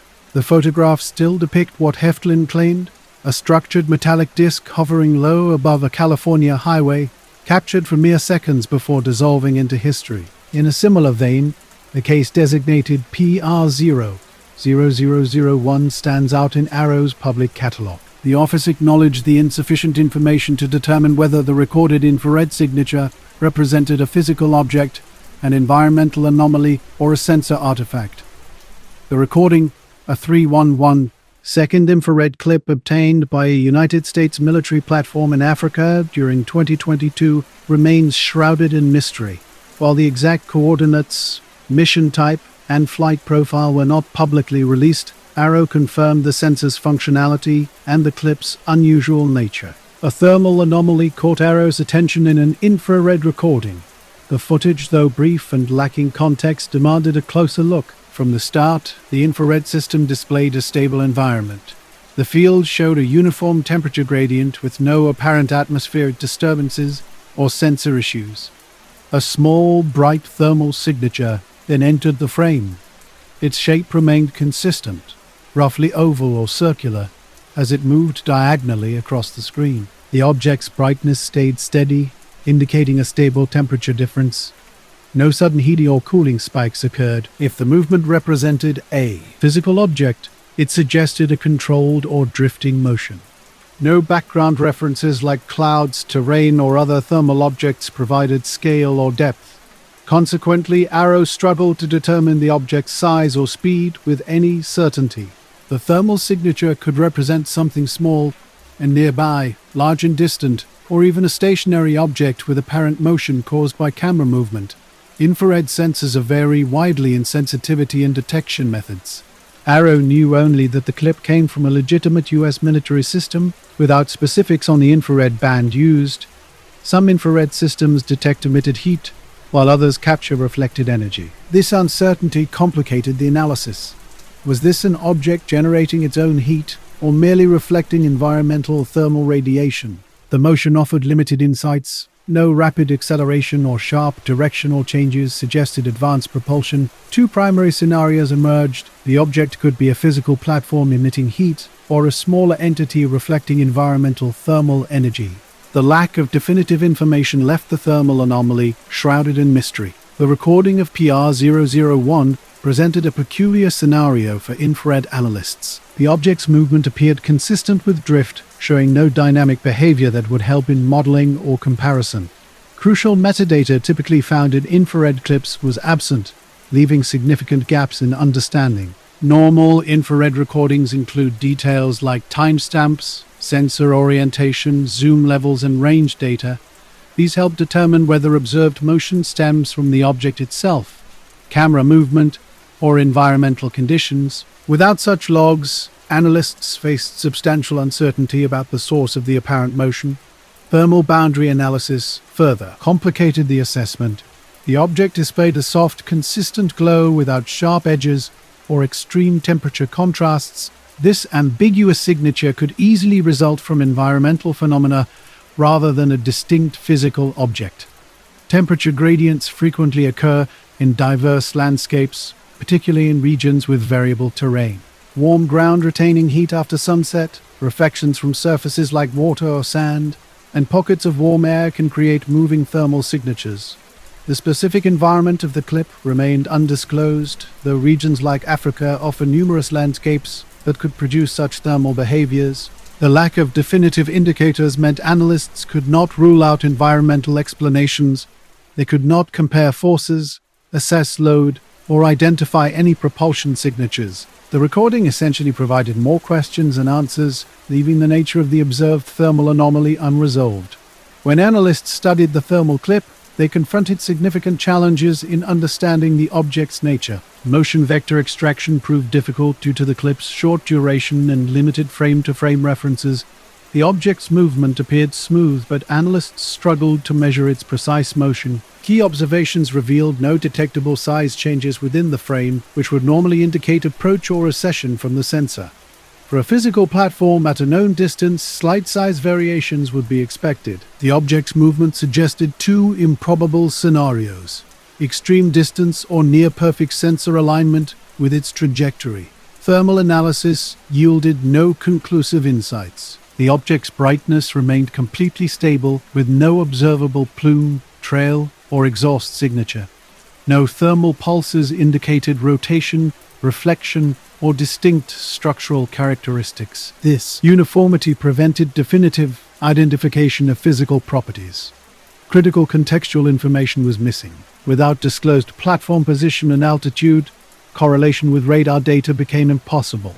Radar typically serves as a crucial investigative tool, providing essential details about altitude, speed, and heading. In this case, the absence of radar data eliminated the ability to determine whether the thermal signature represented an aircraft, balloon, drone, or environmental phenomenon. Analysts also explored potential sensor-related explanations. Infrared systems can produce anomalous bright spots from uneven internal component heating or pixel cluster malfunctions. Ghost signatures can occur when previous frame energies imprint on subsequent images. However, this specific thermal clip did not exhibit typical ghosting patterns like diminishing brightness or tail structures. Ultimately, without comprehensive system diagnostic logs, a definitive explanation remained elusive. The thermal signature defied straightforward categorization, leaving analysts with more questions than answers. ARROW analysts examined an infrared display artifact carefully, searching for potential interactions with the surrounding environment. Their focus was on detecting any thermal signature effects that might reveal the object's nature. Physical objects typically influence background temperatures, creating thermal shadows or altering air contrast. Yet in this case, no such effects were observed. The complete absence of detectable thermal influence did not definitively confirm or rule out the object's physicality, but it added another layer of uncertainty to the investigation. The evaluation process centered on whether the object's performance diverged from known capabilities.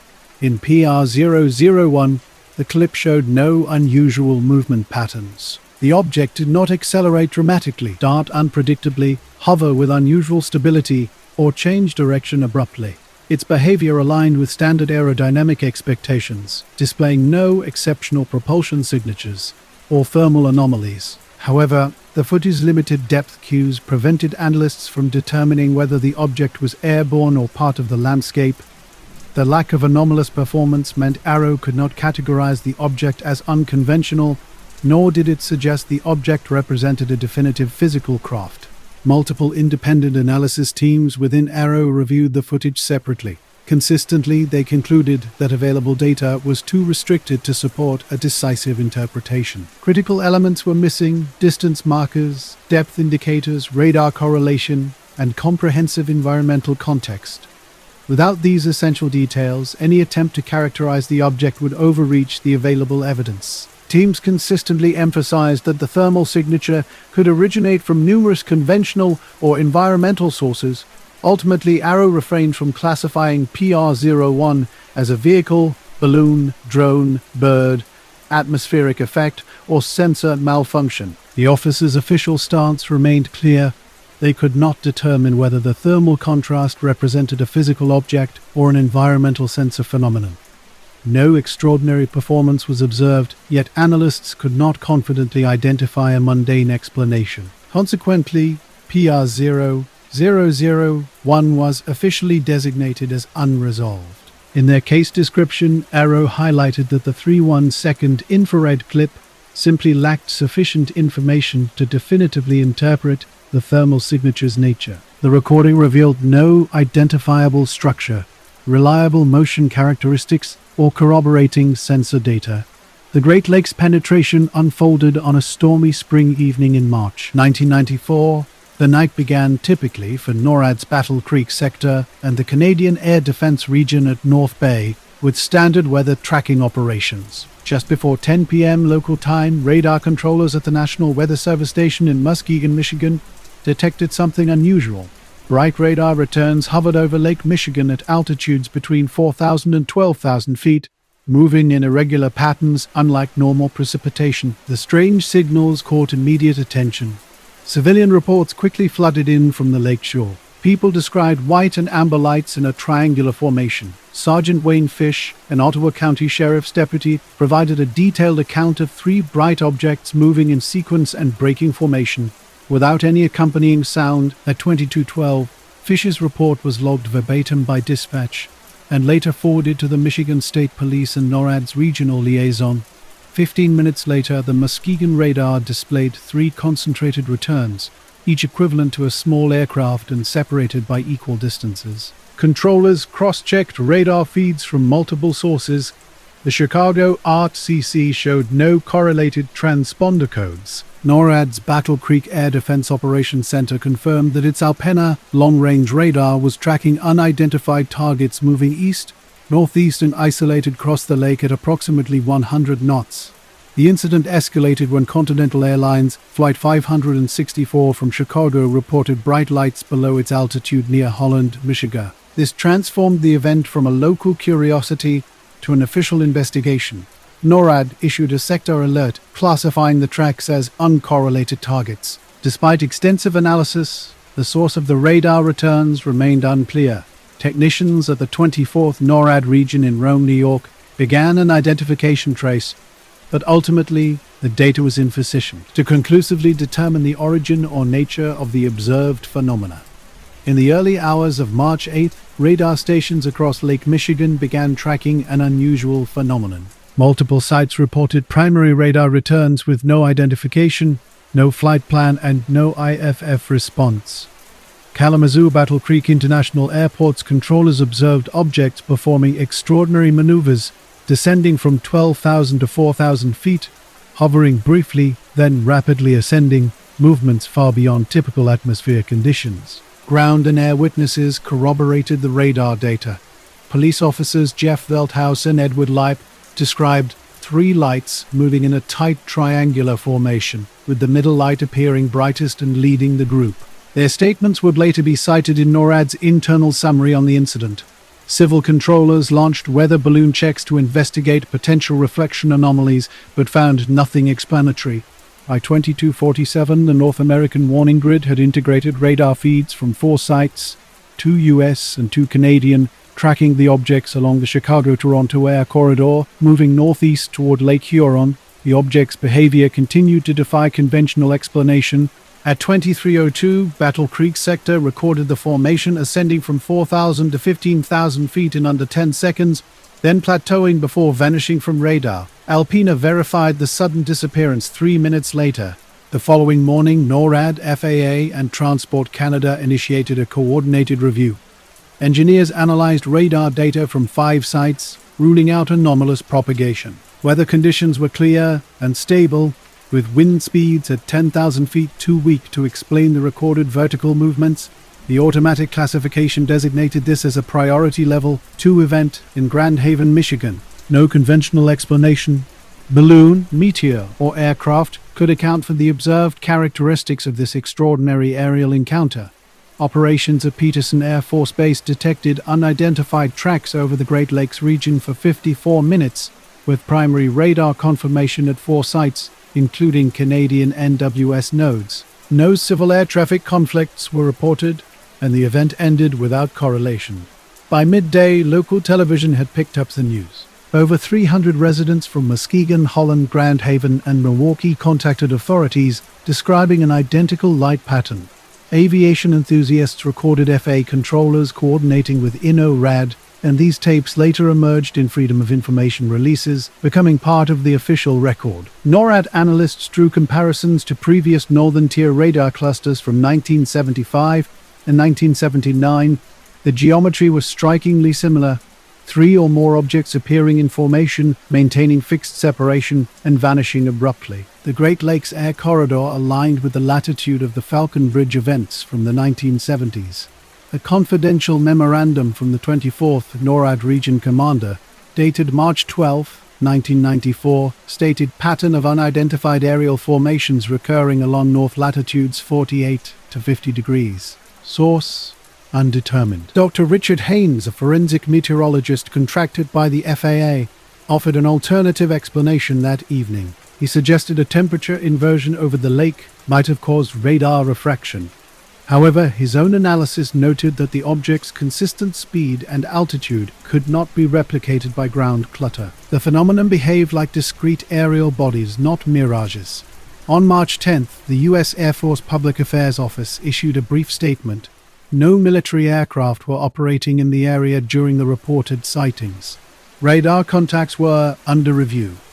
While NORAD did not release details, internal summaries revealed that the Defense Support Program DSP satellite network was checked for heat signatures. None were found, suggesting the objects were either small, cold, or non-emissive. By April 1994, the formal Air Surveillance Investigation Report 9405 was complete. It meticulously listed each radar station, frequency band, and signal-to-noise ratio, noting returns consistent with metallic objects of limited cross-section. Cross-sector triangulation determined the formation's average altitude at 9,500 feet, with speeds varying between 80 and 400 knots. No balloon launches or experimental aircraft were identified as potential sources. In the quiet of the Albuquerque Center's radar room, a soft green glow illuminated the walls, the antenna's pulse sweeping through silence like a distant heartbeat. John Alvarez, a 37-year-old radar specialist, had spent most of his adult life translating the sky into dots and echoes. On nights with light air traffic, the hum of the consoles became a language only controllers understood.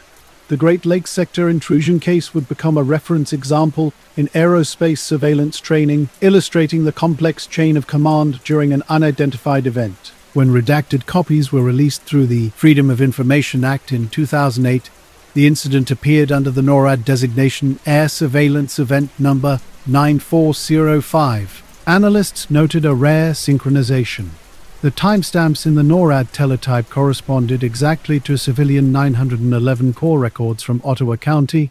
2 decades later, in 2014, declassified FAA radar plots revealed a previously withheld detail. A fourth return appeared briefly behind the main formation, trailing for 3 sweeps before merging with the others. This suggested the objects were not ground reflections, but separate bodies capable of independent movement. The finding was quietly added to NORAD's annual review of unresolved multi-station aerial events. No radar coordinates matched between civil and military sources during the intrusion. Each procedure had worked exactly as designed, yet the origin of the objects remained unknown. The final logbook entry for that night, dated the 9th of March 1994, was typed in standard reporting format. Air Surveillance Event Number 9405 GED was confirmed by multiple radar sites and visually observed. No transponder, no heat source, no matching flight path, file archived, source unknown. No other known aircraft, satellite re-entries, or flights matched those coordinates. Objects exhibited controlled motion and stable formation pattern. For several years, the incident remained classified confidential aerospace surveillance. During the Korean War, he served as a radar technician in the Air Force, developing an ability to read movement patterns with the same ease others read wind. Later, he joined the Federal Aviation Agency as civil radar expanded across the Southwest. His colleagues knew him as a methodical professional who relied more on procedure than gut feeling. The 1963 started quietly in his sector over southeastern New Mexico. A single westbound flight, Transwestern 212, a DC-6 headed to Los Angeles, moved steadily across his map, Its blip was smooth and bright against the phosphor screen, suggesting a routine journey. Then something unexpected occurred. The captain reported an unusual companion. His transmission remained calm and professional. A luminous object was pacing the aircraft off the right wing at the same altitude, without any strobes or navigation lights. Alvarez checked his radar scope, which initially showed only the expected return. He methodically adjusted the gain, range, and filters.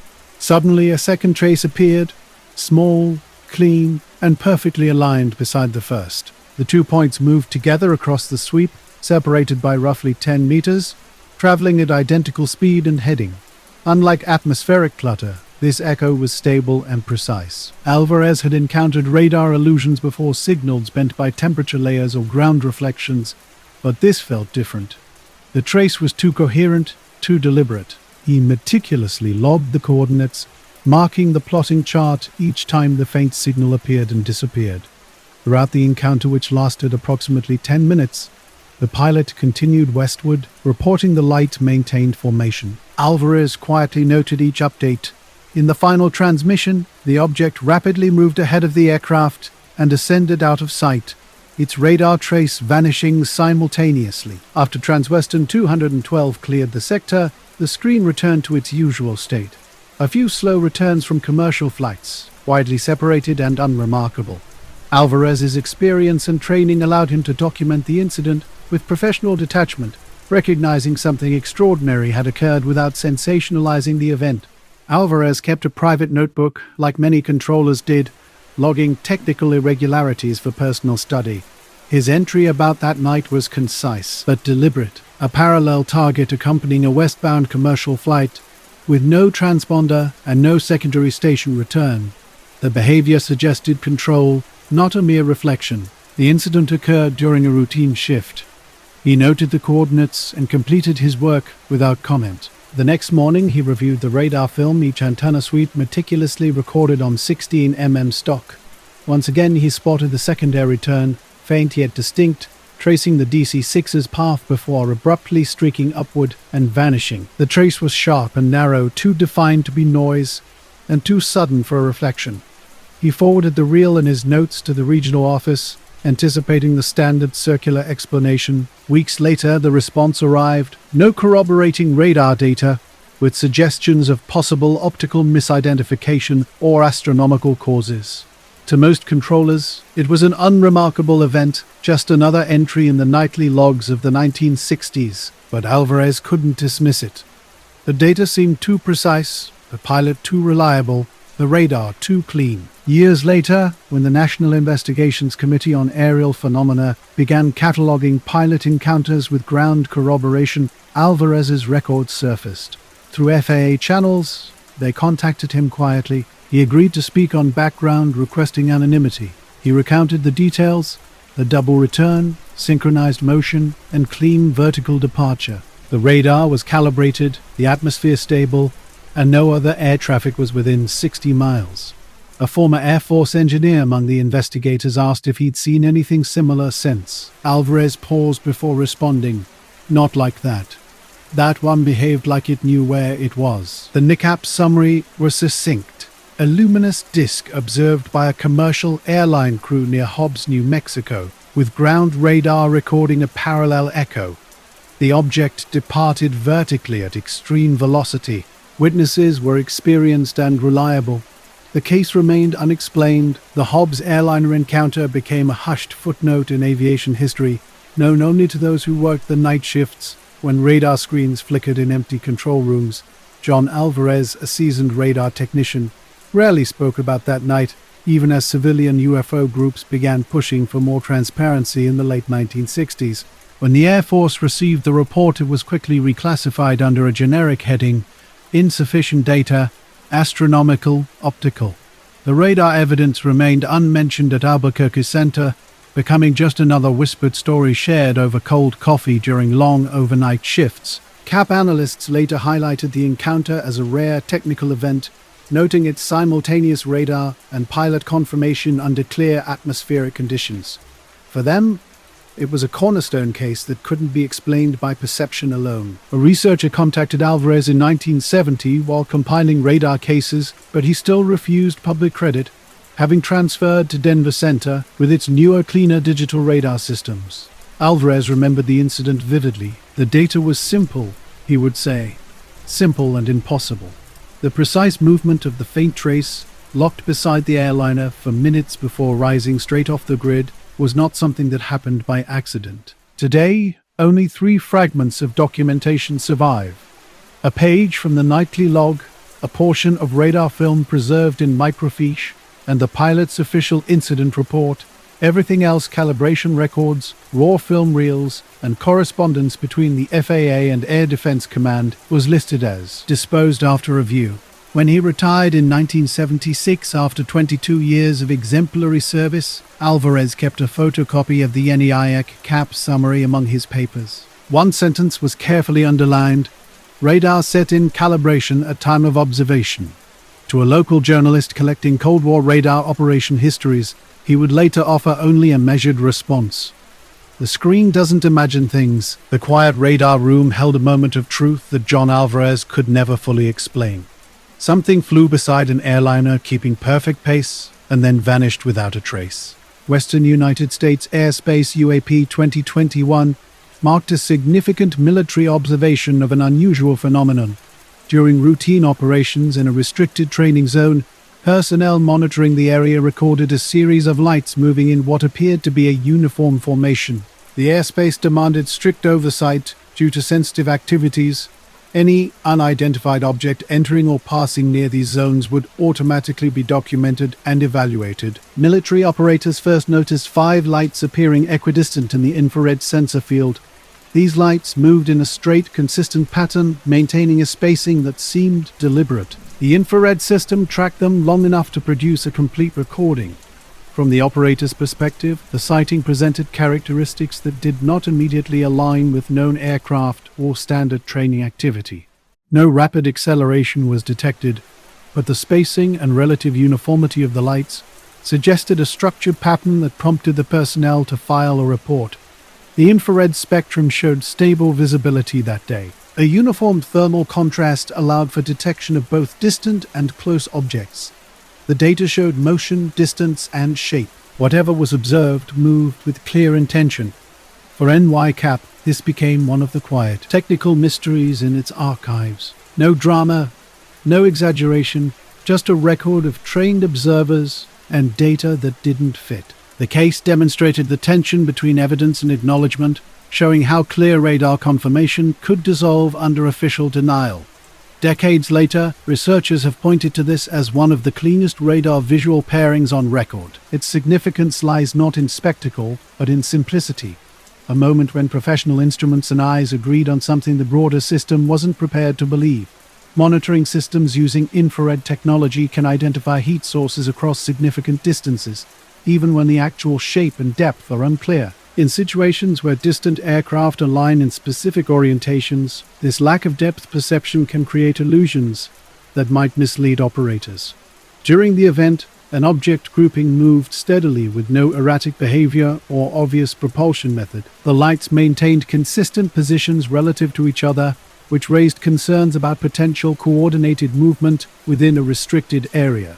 Operators documented the entire event in real time and forwarded the recording to appropriate channels for further investigation. The All-Domain Animi Resolution Office later selected this Western United States case for comprehensive analysis from military sensor legacy materials. The recording offered clear, modelable content with accurate sensor telemetry. ARROW began by meticulously assembling environmental data, flight path records, and radar information to reconstruct the event precisely. Determining the light scale presented initial challenges. Infrared displays reduce visual cues, often making small distant objects appear similar to large nearby objects. To address this, analysts examined pixel behavior across multiple frames. Distant objects typically occupy fewer pixels and display brightness with specific flicker patterns caused by atmospheric turbulence, while nearby objects show more stable boundaries. In this case, The lights exhibited pixel behavior characteristic of distant aircraft viewed through thick atmospheric layers. Their brightness fluctuated in patterns consistent with long-distance viewing through air containing variable temperature gradients. Further investigation of radar records revealed several commercial aircraft operating along high-altitude corridors, intersecting the sensor's field of view. These aircraft were traveling on scheduled flight paths across open regions of the western United States, with radar logs confirming their precise positions. Analyzing the infrared recording revealed a complex interplay of atmospheric and technological factors. The radar data showed several aircraft traveling between 20,000 and 40,000 feet on well-established commercial routes. 5 aircraft, when projected from the sensor's location, aligned exactly with the spacing observed in the infrared footage. Arrow's team meticulously matched the timing and movement of lights with the recorded aircraft positions. The angular separation of the commercial aircraft on radar perfectly corresponded with the light spacing in the infrared recording. Atmospheric conditions played a crucial role in the visual perception. Temperature gradients can cause infrared light to distort, elongate, or appear as softer shapes, effectively obscuring the true form of high-altitude aircraft and reducing them to simplified points of light. The infrared display sometimes made objects appear elongated or triangular, while at other times showing softer outlines. The apparent shape changes were not due to actual object modifications but to the infrared system's autofocus behavior. When the sensor encounters multiple distant light points, the autofocus can shift slightly between them, creating temporary distortions. Platform vibrations further contributed to these visual anomalies, causing operators to perceive shape changes that did not reflect physical alterations. Meteorological data from the region supported the aircraft explanation. High-altitude winds were stable, with no significant turbulence to create irregular patterns. Visibility conditions were optimal for long-range infrared detection. The aircraft positions matched expected routes, and their speeds aligned with typical commercial operations. The lack of identification features in the infrared system meant the lights appeared identical. This uniformity created the impression of a connected form. Continuing their analysis, Arrow's analysts measured the relative position of each light within the infrared display and compared these measurements with the positions of known commercial aircraft from radar data. The infrared recording revealed aircraft precisely aligned, with each light corresponding to a specific plane located up to 300 nautical miles away. This distance posed challenges in interpretation, as atmospheric compression can reduce depth cues and lead to misunderstandings of objects far from the sensor. The analysis began with a thorough examination of potential military activity. However, no military aircraft or drones were present in the region at the observed altitude and orientation. Restricted airspace and inactive training operations further supported the conclusion that the lights originated from commercial sources. Analysts meticulously reviewed the recording for any signs of anomalous motion. The spacing between lights remained consistent as the aircraft maintained their planned routes. No rapid acceleration, sharp turns, or unusual altitude transitions were detected. Heat signatures matched expectations for distant aircraft, and the objects moved in a manner entirely consistent with standard flight. Multiple independent assessments were conducted. Analysts individually modeled distance, speed, and angular separation, ultimately reaching the same conclusion. The infrared system captured commercial airliners flying along established high-altitude routes. What initially appeared as unusual shape changes were simply the result of autofocus adjustments and platform vibration. This case from the western United States illustrated how military infrared systems can transform distant airliners into seemingly mysterious objects. The complex interplay of atmospheric conditions, sensor technology, and perception can create visual interpretations that deviate from reality. Careful, methodical analysis reveals the mundane explanations behind what might initially appear extraordinary. The grouping of aircraft created an illusion of formation flight, complicated by an infrared display that eliminated depth cues. Initial analysis found the display alone insufficient to identify the objects. After comprehensive data review, the case showed no extraordinary characteristics. Arrow publicly explained the event. clarifying that the recorded objects aligned strongly with commercial aircraft operating between 20,000 and 40,000 feet, spanning distances up to 300 nautical miles. Technical factors played a significant role in the perception. Autofocus oscillation and sensor vibration caused apparent shape changes, and investigators found no indicators of unusual performance in the footage. Ultimately, the assessment determined these lights were distant commercial airliners viewed under conditions that obscured depth perception rather than unexplained aerial phenomena. The investigation methodically ruled out extraordinary explanations, presenting a clear, rational understanding of the observed event